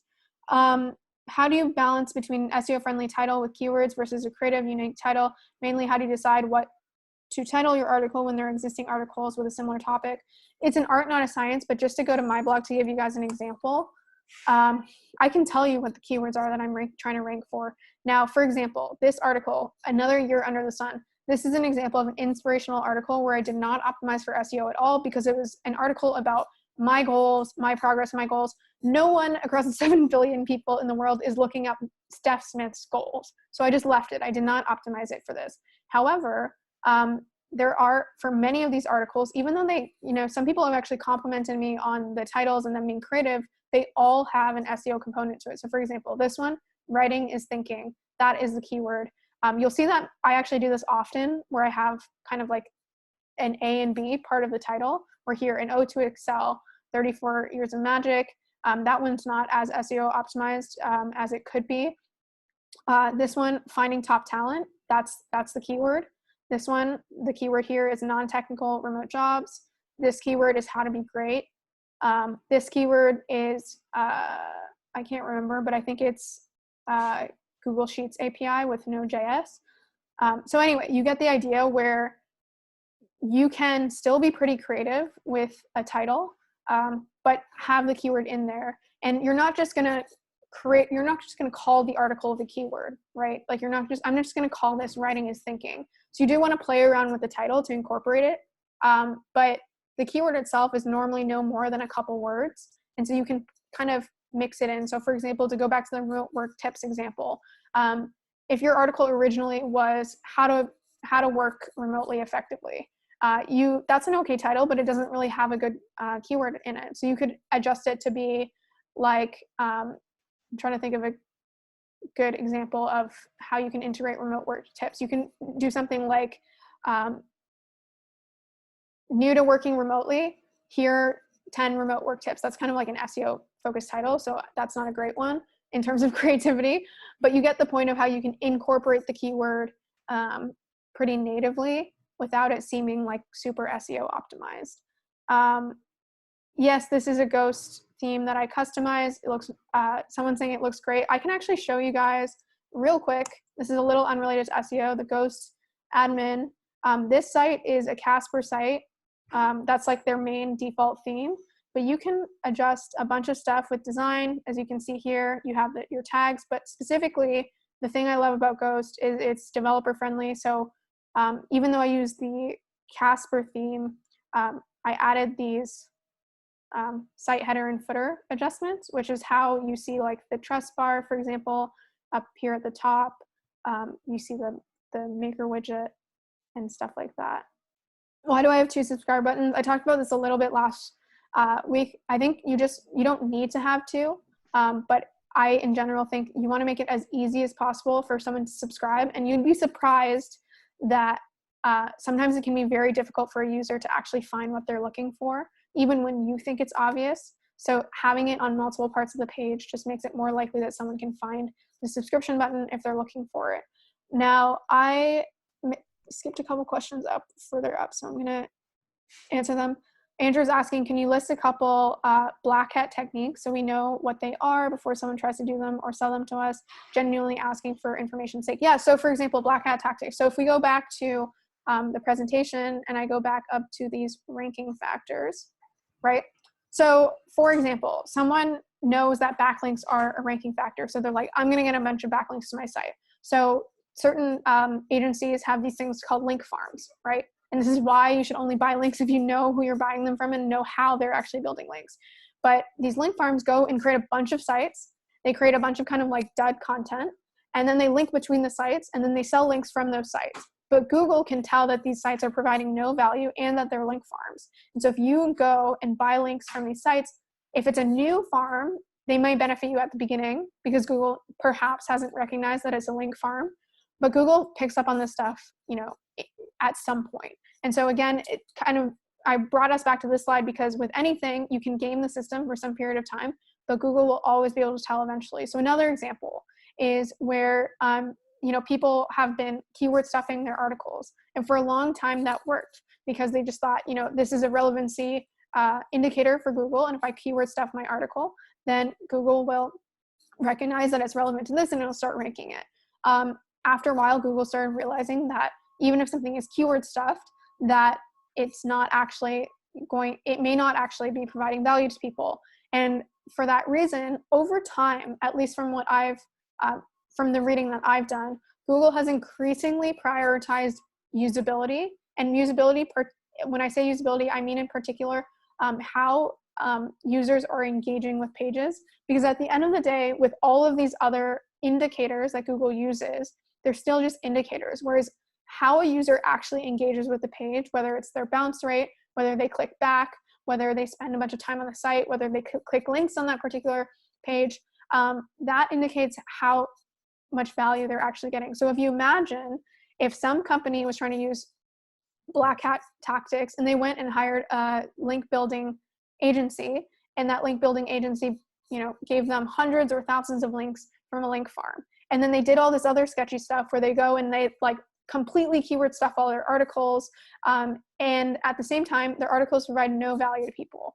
Well, now that Google has gotten better at integrating user metrics, user-focused metrics, those articles are not going to rank, even though they've done all that stuff, because basically Google can tell that someone getting to that page, even though it's got all these links, even though it's keyword optimized, they bounce. And therefore, as Google more heavily prioritizes the user and user-focused metrics, a lot of these black hat tactics stop working over time. So those are just a couple examples. I think in general, if you're not seeking out black hat tactics, you generally will stay away from them by nature because they are really, people only find them if they go searching for them. So if you focus on just providing value to the user, then you generally can avoid them. And then again, just stay away from paying for agencies unless you've been introduced and you trust the person introducing you, or unless you have the expertise to actually ascertain whether something is valuable. Monique is asking, can you guide us through your keyword selection process? I'm gonna save this one. I am gonna get to it. I'm gonna save this one just because I have only a few more slides about usability, and then I'll close it out, and then we can do more live stuff. So I'm gonna start and go back into usability just because this relates to what I was just talking about in terms of how Google uses user engagement metrics, and it prioritizes those more over time. So for example, if someone was searching for find AirPods, realistically that person, maybe not all of them, but most people are actually looking, they probably lost their AirPods and they're trying to find them somewhere in their home. They're probably trying to use the Find My iPhone app somehow to locate their AirPods. Now, Google at first, let's say this is the first time Google has actually encountered this query. Google doesn't know what this person actually is looking for. So they may actually start with articles that have a high DA and that are keyword stuffed or very highly, you know, have the term find AirPods in the article very, very consistently. So they might start there, right? And then it'll start testing a bunch of articles. Now, if I, as a user, get to the first one and I first see a map of stores, Google's hypothesizing that maybe someone typing find AirPods is looking to go buy AirPods. It's not a bad hypothesis, especially if Google hasn't experienced this query before. So if I go and I see a map of stores, but I know that's not satisfying my query because I know as the person searching, I'm looking to locate my AirPods, you know, lost somewhere around the house, I don't click that is something that if enough people do that, if enough people don't click on that item on a particular page, Google will stop ranking that page. Similarly, if an article is titled how to find AirPods, okay, that sounds like it addresses my problem. If I go to it and it talks through a bunch of different places that, maybe you left your AirPods, all right, it's getting a little bit closer to what I was searching for, but it's not really addressing the problem. I really want to know how to Find My iPhone to locate my AirPods. So what likely happens is I scan through it and then I click back. Now, if I continue looking for another solution, that is a negative sign for Google in terms of this second page, where basically it was like, look, someone looked at this and it didn't provide them value and they're still searching. Now, with the third option, maybe I find another page and it says how to find AirPods and make them ring, right? That's the title. I'm like, oh, this really sounds like what I'm looking for. But I click it and it takes like 10 seconds to load, or it's not readable and there's a bunch of ads in my face. And I know as a user, especially in this day and age, that there's probably 3 other options that are much, easier to use or much more accessible. And so again, I click back. And again, if enough people do this, Google ranks the page lower or stops ranking it at all. Now, if finally somewhere on this page, I click something that says how to find lost AirPods with the Find My iPhone app, I'm like, okay, this is exactly what I'm looking for. I go to it, I spend a couple minutes on that page. Maybe I even click around to other things on the page. And then whenever I've found my AirPods, I click out of that page, or I go back to Google, but I search something completely new, right? I basically make it clear to Google without realizing, because I'm not doing this intentionally as a user, but I make it clear to Google that my problem was solved. That is a great indicator to Google that basically this person got what they were looking for, and therefore Google will rank that query higher. So this is really important, where again, you can work on your domain authority, you can work on keyword stuffing an article, and you want to make sure that you're addressing all the things that I mentioned earlier. But just remember, if you're not providing value to people, if the thing that you're creating doesn't actually service what someone is searching, over time, the user engagement metrics will show that, and Google will stop ranking your article. So again, to do SEO well, always think from the point of view of the user. All right, so with all of the things that I have mentioned throughout this, there's always an 80-20 rule, where again, if you go back to that slide where I show all these different ranking factors, if you really want to become an expert in SEO, there's a lot past this that you can learn, but you can get pretty far knowing the things that I've shared today. So again, ignoring all of the ranking factors, you just want to make sure your content and your site is credible, so high quality, which means at least at the beginning, you want to make sure you elevate to that double-digit DA at the very minimum, right? Like 10 is still not a good DA, but just get it there at least. And in the exercise book, I say that during your first couple weeks of running a publication, do what you can to get 30 links, right? That'll get you to around 10 DA. The second thing is you want to make sure that the things that you're creating are relevant. And again, that relevancy is helping Google relate things. So you may have a bunch of content out there already that's servicing people's needs, but if Google can't understand or relate those two things, it's not going to know to rank your stuff in certain places. So you want to select the right keywords and make sure they're aligned with what you're creating, but also just remember, you want to make sure that they have the right intent. So making sure that they're informational if you're writing long form content, and that they have the right search volume in terms of competition, right? So you're not going for these million searches per month. You want to make sure that you're meeting Google where you're at, right? Like how credible is your site as of today? Where do you actually think you can rank? And start there, because again, 0 times a billion searches even is still 0. And then finally, you want to make your site usable for the searcher, because Google is increasingly prioritizing that in terms of what it's ranking. So there's a bunch of things that you can do to make a site more usable. I'm not a UX designer, so I'm not going to give advice on that, but the kind of 80-20 thing that you can do is just make sure that your site doesn't take ages to load. If you can get it under a second, amazing. If you can get it under 2 seconds, that's still respectable. So you can do these things where, again, as you're creating content, you don't need to completely reframe what you're doing. You don't need to completely reset your view or your approach to your publication, but just make sure you're getting your domain authority up there so Google can recognize that you're credible. Make sure that you're looking for keywords that are informational and relevant to the particular solutions that you're providing, and then make sure that your site is usable, and you'll get pretty far. And if you make these small optimizations to your current process, you're going to start to build up that foundation quicker than you think. But I will caveat that with SEO is a long-term game. So as you start to build this stuff up, don't expect to see results in the first month or even couple months. But once you start to see results, you'll be very surprised by how quickly that can build up, right? But just remember, there will be an interim phase where you won't see results or you won't see any organic traffic. So I think this is the final slide where I basically say, just don't ignore the data. So again, you can take this or leave it, but I think SEO is this amazing tool where if you understand search engine optimization, you can not only bring in a lot more foundational traffic, but you can learn what people are really looking for. So remember, Google uses credibility, relevancy, and usability to rank pages. I often have people ask, okay, that's cool, but which one's most important? You do need all three. Now you can prioritize one more over the other, but you can't have a completely unusable page that's credible and relevant. You can't have a usable page with the right keyword if you have no domain authority. And you get the point. You need to have some degree, the baseline of all three things. Now, again, Google will tell you exactly what problems people have and how they want them to be solved. The how they want them to be solved is really key. That's what you can learn from going to the page itself. Now, a lot of people ask about algorithm updates. You can be hit with an algorithm update, but remember, if you're creating useful content that solves people's problems, that's what Google wants. Google wants to provide the best solutions, and so you are less vulnerable if you're not trying to hack the system and get a bunch of or optimize around specific ranking factors if you're not providing value. So as long as you're providing value, you're less likely to get hit with an algorithm update.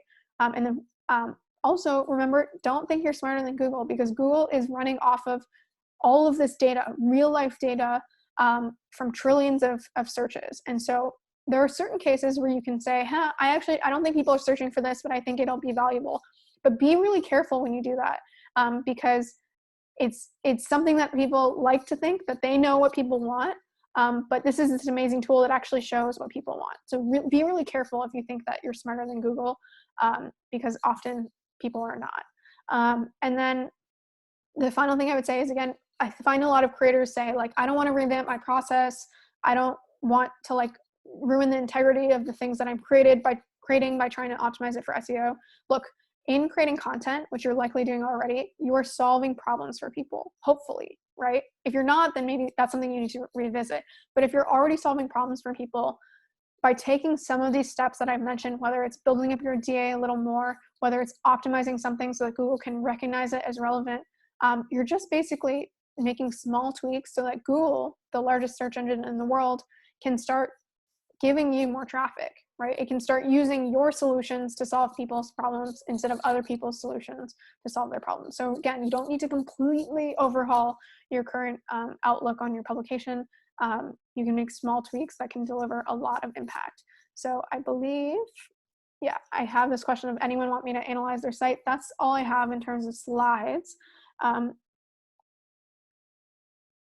Okay, so I'm gonna, if there are any other questions that you want me to answer live before I get to Monique's, happy to do so. All right, doesn't sound like it. All right, I'm gonna go back to Monique's question. So she's asking about the keyword selection process. But I've been wanting to write an article about dealing with excessive social media use as someone who works in social media marketing. But even though the keyword has decent search volume, 390, the fact that most of the results are from scientific journals, which makes me hesitant to write about it with my blog that has no DA. Yeah, great question. Okay, so just to clarify, when you're saying it has 390, are you talking about the keyword excessive social media, or what is the particular keyword that you started with? Because it's easy for me to start there if I've got a keyword seed. You can either go off mute or type it in the chat.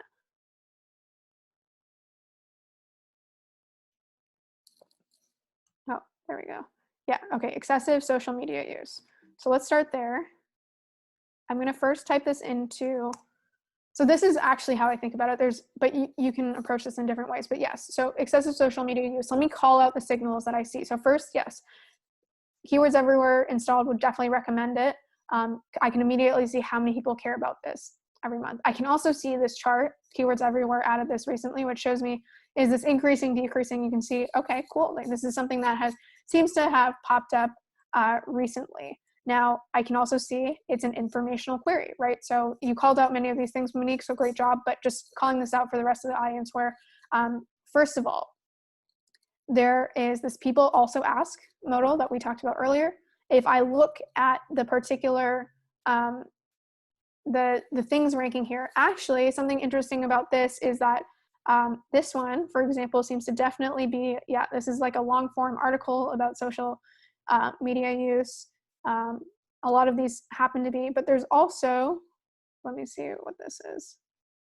Okay, so this is also a long form article. The one thing I want to call out here before I move on to talking about different keywords is something to keep in mind is informational articles, or sorry, informational queries have multiple different types, and normally they're long form, but sometimes they're definitions.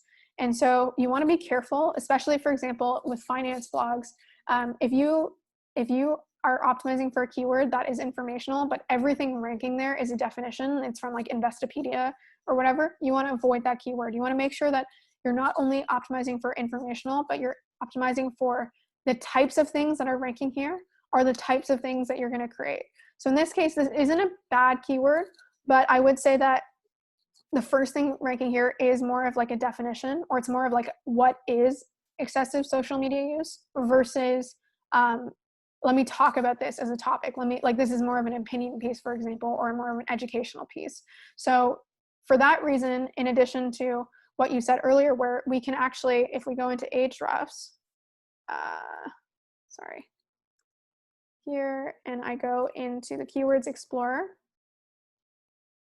let's also just for the sake of going through this. So this one in particular is not showing up in Ahrefs in terms of keyword difficulty, but I guess, let me see if I can get the position history and the overview. Ideally, we'd have the competitive keyword difficulty. It's grabbing it right now.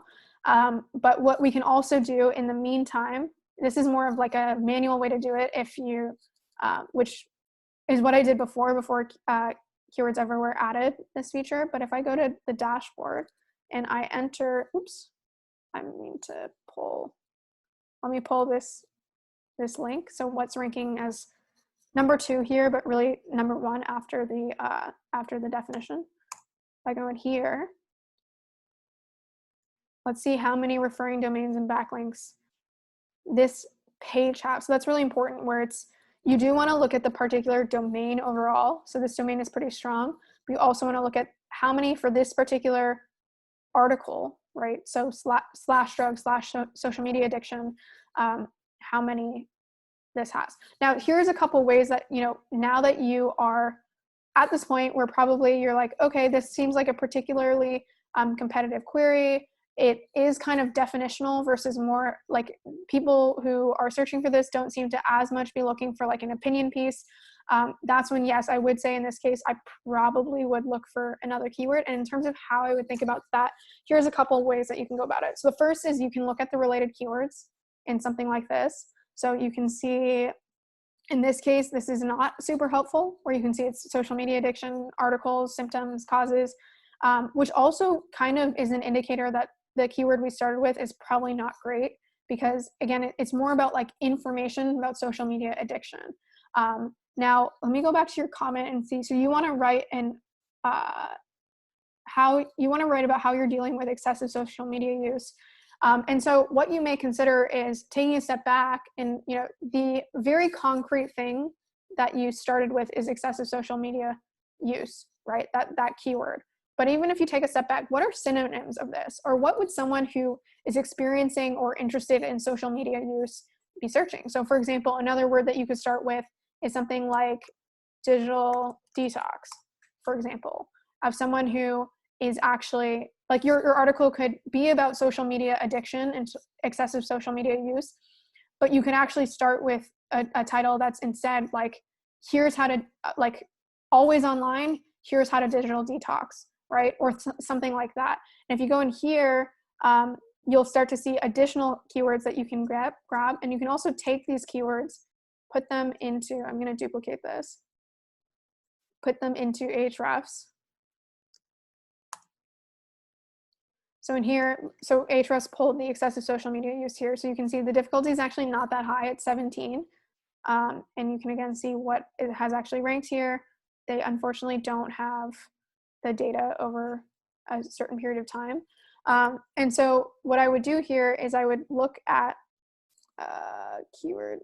all keyword ideas in here in Ahrefs for both of these queries, and start to look for other queries that are more aligned with like social media addiction here, social media and mental health, negative effects of social media. These are all potentials, right? And you can also kind of go down a rabbit hole where I'm going to then go look at the related queries for this and see if anything sticks out. So this is a little bit manual. It honestly typically doesn't take that much time. Social media and anxiety.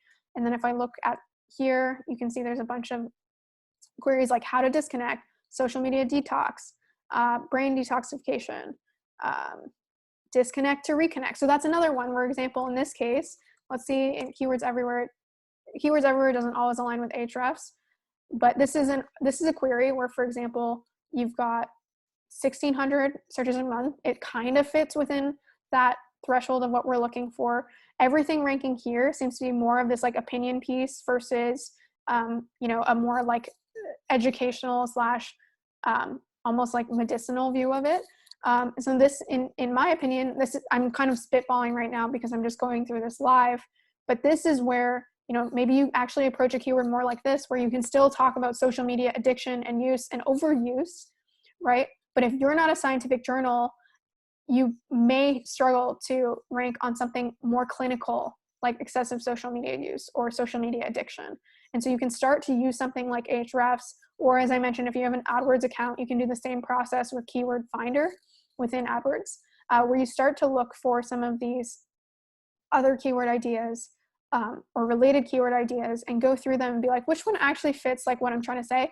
And you'll be surprised that, again, it may not be as like clear of a relationship in that you may not actually be optimizing for something like social media addiction, social media use, social media something. You may end up going for something like digital detox or this disconnect to reconnect thing. And that's why, again, if I go back to my site, as you go through this keyword exercise or keyword searches, in my case, for example, this was an article where if I was just trying to find a keyword that was kind of like a descriptor, my keyword would be like writing guide, right? Or guide to writing, for example, which I could have done.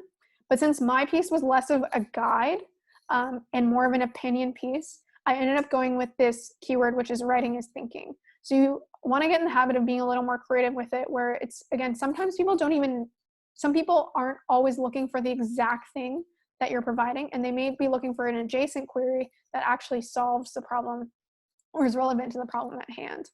I want to make sure that whatever I just went through was actually helpful. And if you have any additional questions, Monique, feel free to go off mute or write in the chat.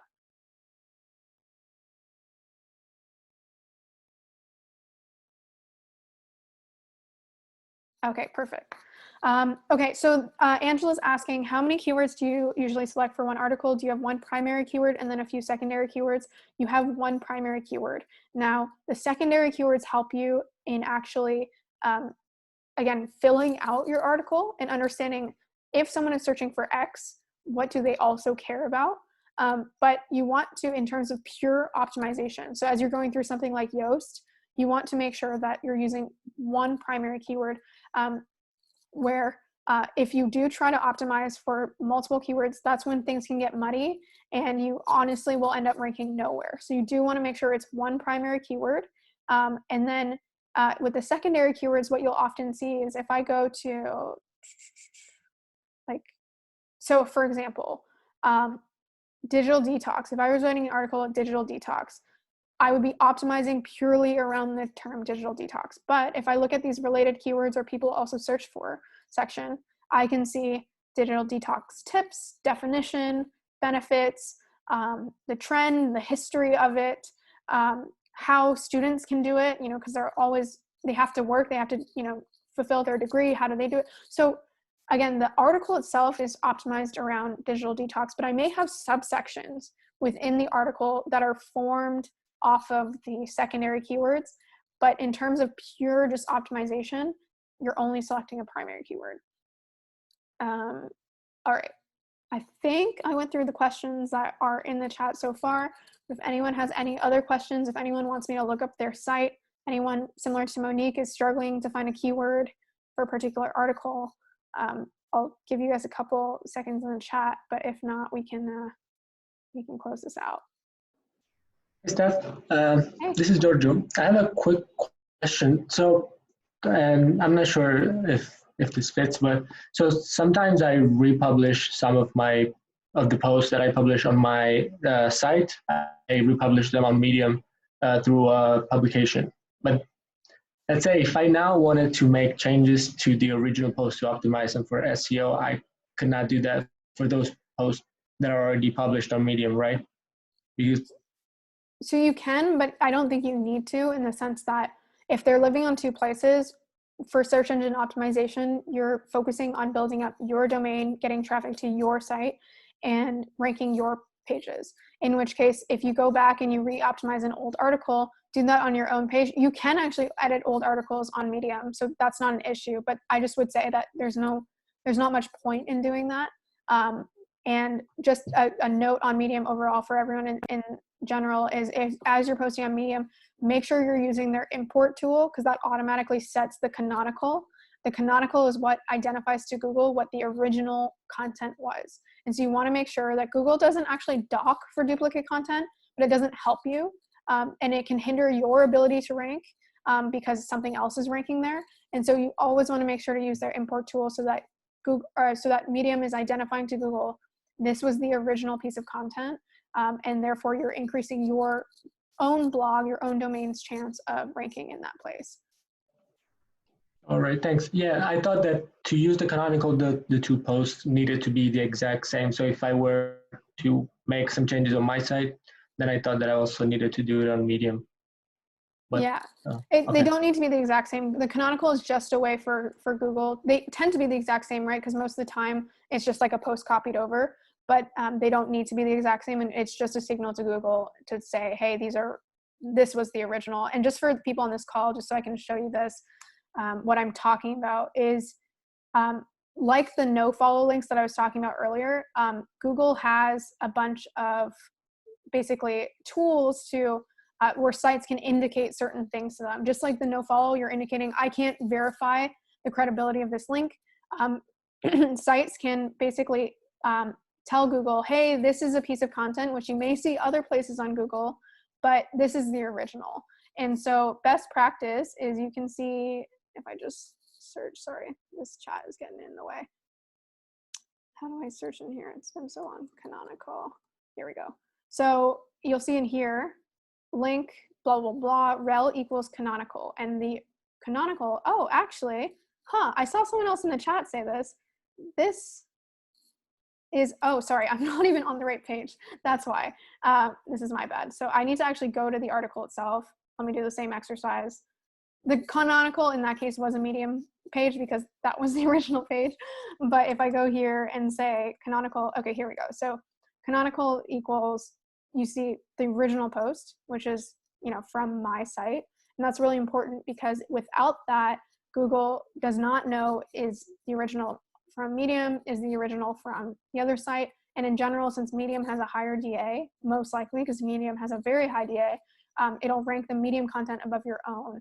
And so that's just something to keep a note, to always use their import tool. And the same thing is true for if you're posting on dev.to, like same thing, make sure the canonical is set to your own site for that reason.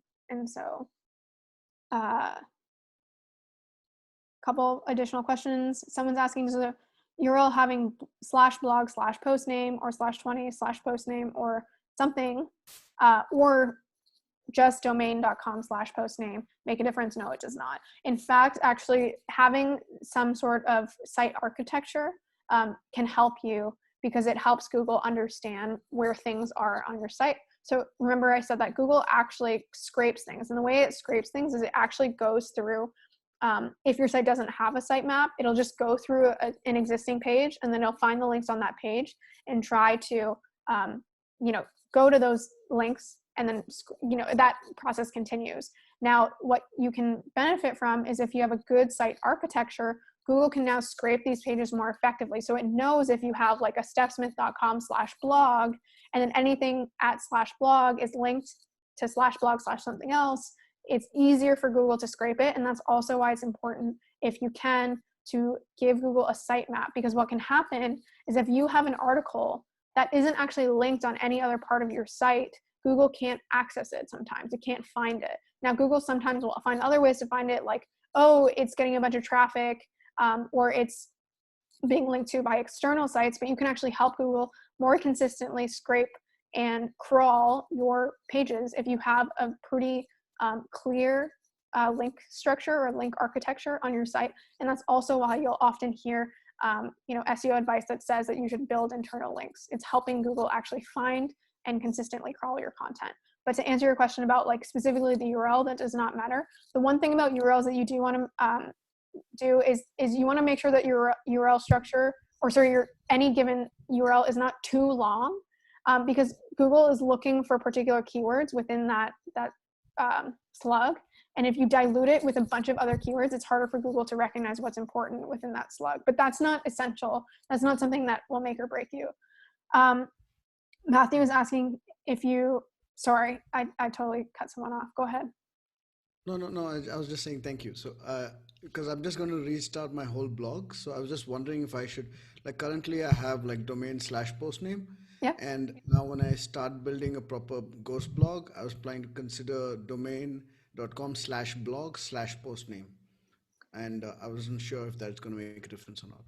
Yeah, I think so if you're thinking, if like long-term, you're going to build up different types of posts on your site, for example, then it is a good idea to have different, to like clearly identify the architecture. So again, if you're, for example, if you have blog posts, then you also have like conversion landing pages, or you also have like directories of some sort. Like if you do have different types of content, it would be good to set up your architecture in a way that Google can identify or parse out the different types of content easily. But if, for example, like my blog is only a blog, right? It only, I only write articles, and that's the only thing that will be written on blog.stepsmith.io. That's why you'll notice that mine, I don't have this, like, it just is domain.com/post name. So again, this isn't really a make or break, but if you're trying to do things like completely optimally, if you're just writing blog posts, it does not matter. If you're writing different types of content, then it would be good to set up the architecture in a more kind of defined way. So in Ghost, if you have like a newsletter, if you're writing a newsletter through Ghost, does that become a blog post on Ghost as well? Or is that a separate section? Does that become like domain./newsletter/article, or is it just another article which goes out as well, which goes out via email? So I don't use Ghost for my newsletter. I know they recently added that functionality with paid publications. So I don't know, but I think that if you send out a newsletter with Ghost, then it would create some archive of it, but I'm not sure of the architecture of that archive. What I would say though is, in general, your newsletter archive is your newsletter archive. If you're writing a newsletter and it happens to be like a bunch of curated links, that's never going to rank for SEO. However, if you're sharing an entire blog post within your newsletter, I would just say to publish that blog post separately, right? Have your newsletter archive exist somewhere, do its thing. It's likely not going to bring in any organic traffic. And then make sure to publish, if you do write long form articles, to publish them independently on, as a blog post, for example. Gotcha. Thank you. Cool. No problem. And Matthew's asking if you didn't use import or it's broken. Oh, not a question. Sorry. Yeah. So if anyone's listening to this, because I know if in the recording people can't see the chat, he's saying if you did with Medium use import or it's broken, you can go into post settings, SEO advanced, and then set that canonical stuff up after the fact. Monique is asking another quick question. What is your opinion regarding having a blog with your real name versus blogging with a pseudonym? I was asked a similar question last week, and I think it's really personal preference where I use my personal name because everything I write about is like coming from like a personal perspective. Like everything's written in first person. It's only about topics that I care about. I never plan to have any guest posts, things like that. In which case, I think having my blog under my own name helps me because people recognize Steph Smith. So if they see Steph Smith give a talk somewhere, or if they see me, get a new job somewhere, like they can all relate. They can see my Twitter, like all those things relate, and they can kind of they can match them across different platforms, if that makes sense. Now, if you're writing with a pseudonym, or even I gave a couple examples last week where Anne-Laure, her newsletter is MakerMind, or Nest Labs, or Calvin Rosser, his newsletter is Life Reimagined. Now, especially if you plan to expand this to the point where you get, guest writers, or this becomes a company blog or anything like that, then I do think it certainly makes sense to not use your name and use some sort of like identifier for the publication. You can also be a lot more creative with that. Like one of the limitations of just having it be Steph Smith is like, what does that even mean? Like it's unclear. When someone gets to something like MakerMind, they kind of have a sense of what the site is about, versus Steph Smith, unless you know me, you don't really know. So it is kind of more of a personal decision. I would say that, again, if you're running a company, if you're planning to scale something to the point of like, to give NerdWallet as an example, NerdWallet shouldn't be like, I don't know the founder of NerdWallet's name, but it shouldn't be his or her name, right? But if you do plan to just do more of a personal publication, I think you're completely fine just using your own name. All right, I think that's all of the questions. Anything else? Hey, Steph, can you hear me? Yeah. All right, just to pick up on the thread you were talking to Ritesh, I was looking at the hustle.co blog, and there's blog information and there's newsletter. So I think you answered part of the question is the newsletter. It's good to have an archive, but it's not really driving traffic. So do you not use any of the techniques we talked about when writing the newsletter, but you take one of those articles and make it a blog and include some of the SEO? Is that the strategy? Correct. Yes, that's a really good question. I'm glad you brought it up. So if you're writing a newsletter, most likely what you're writing in the newsletter will never rank on SEO, because think about, there's many different forms of a newsletter, but like, first of all, you're writing to someone, right? And normally you're writing to someone about multiple different things, whether it's a link digest, or whether even in some cases like Scott Galloway, he just puts the whole article in there. But in any case, it's being delivered to someone's inbox. You're normally writing it in a way that it's not really, it's sometimes not the whole article, or it's being addressed slightly differently. But in general, normally what you're sending in a newsletter, no one's searching for. But there may be parts of what you're sending that people are searching for. So let me give two examples. So one is that, again, Scott Galloway, or what I do, what many other people do, which is they create blog posts that live independently on their blog. Those ones you optimize for SEO. Now you tell people about those blog posts in a newsletter, in which case that is not optimized for SEO at all, because no one is searching for me talking about an article, right? No matter how I write it, they're not searching for that. And so, yeah, you send them, you let them know about this blog post, and then you let the blog post do its own thing on Google when it's optimized. The other thing that sometimes I get asked is if you write a newsletter and if you're link digest, for example. So if you're something like, let me give a couple examples. So if there's a newsletter called Hacker Newsletter, which is all of the top things on Hacker News every single week. That, unfortunately, what that person is creating is just never going to rank on Google, no matter how they go about it, because it's just links from Hacker News. No one is really searching for that, because if they were searching for that, they'd just go to Hacker News.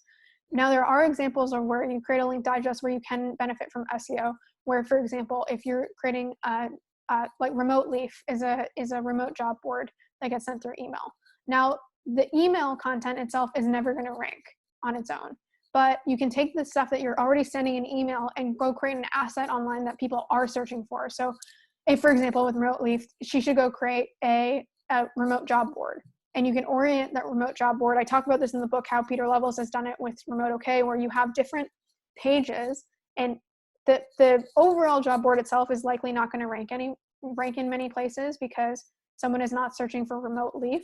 However, someone is searching for, remote PHP developer, remote Java developer, remote UX designer, all these things, in which case you take the information that you've already created for your newsletter, you put it on a site, and you create the architecture in such a way that you have pages that are adjacent to what people are searching for.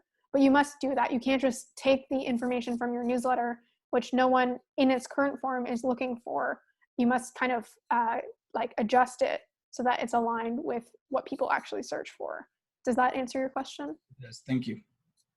Cool. All right, looks like we're already 2 hours in. If there's any other questions, happy to stay over, but I know people are probably pretty tired of hearing me talk, so I'll give it another 5-10 seconds if you have another question, and if not, then looks like people are good to go. Well, thanks for staying the whole time. As usual, this is week 4. We've got 2 more weeks, really only 1 more week of content, which is monetization, and then the final week will just be like general, anything that's missed, and a couple other things. But yeah, hopefully you enjoyed this. Hopefully I've convinced you all to care a little bit more about SEO. And yeah, hope to see you all next week. So thanks so much for joining. Bye.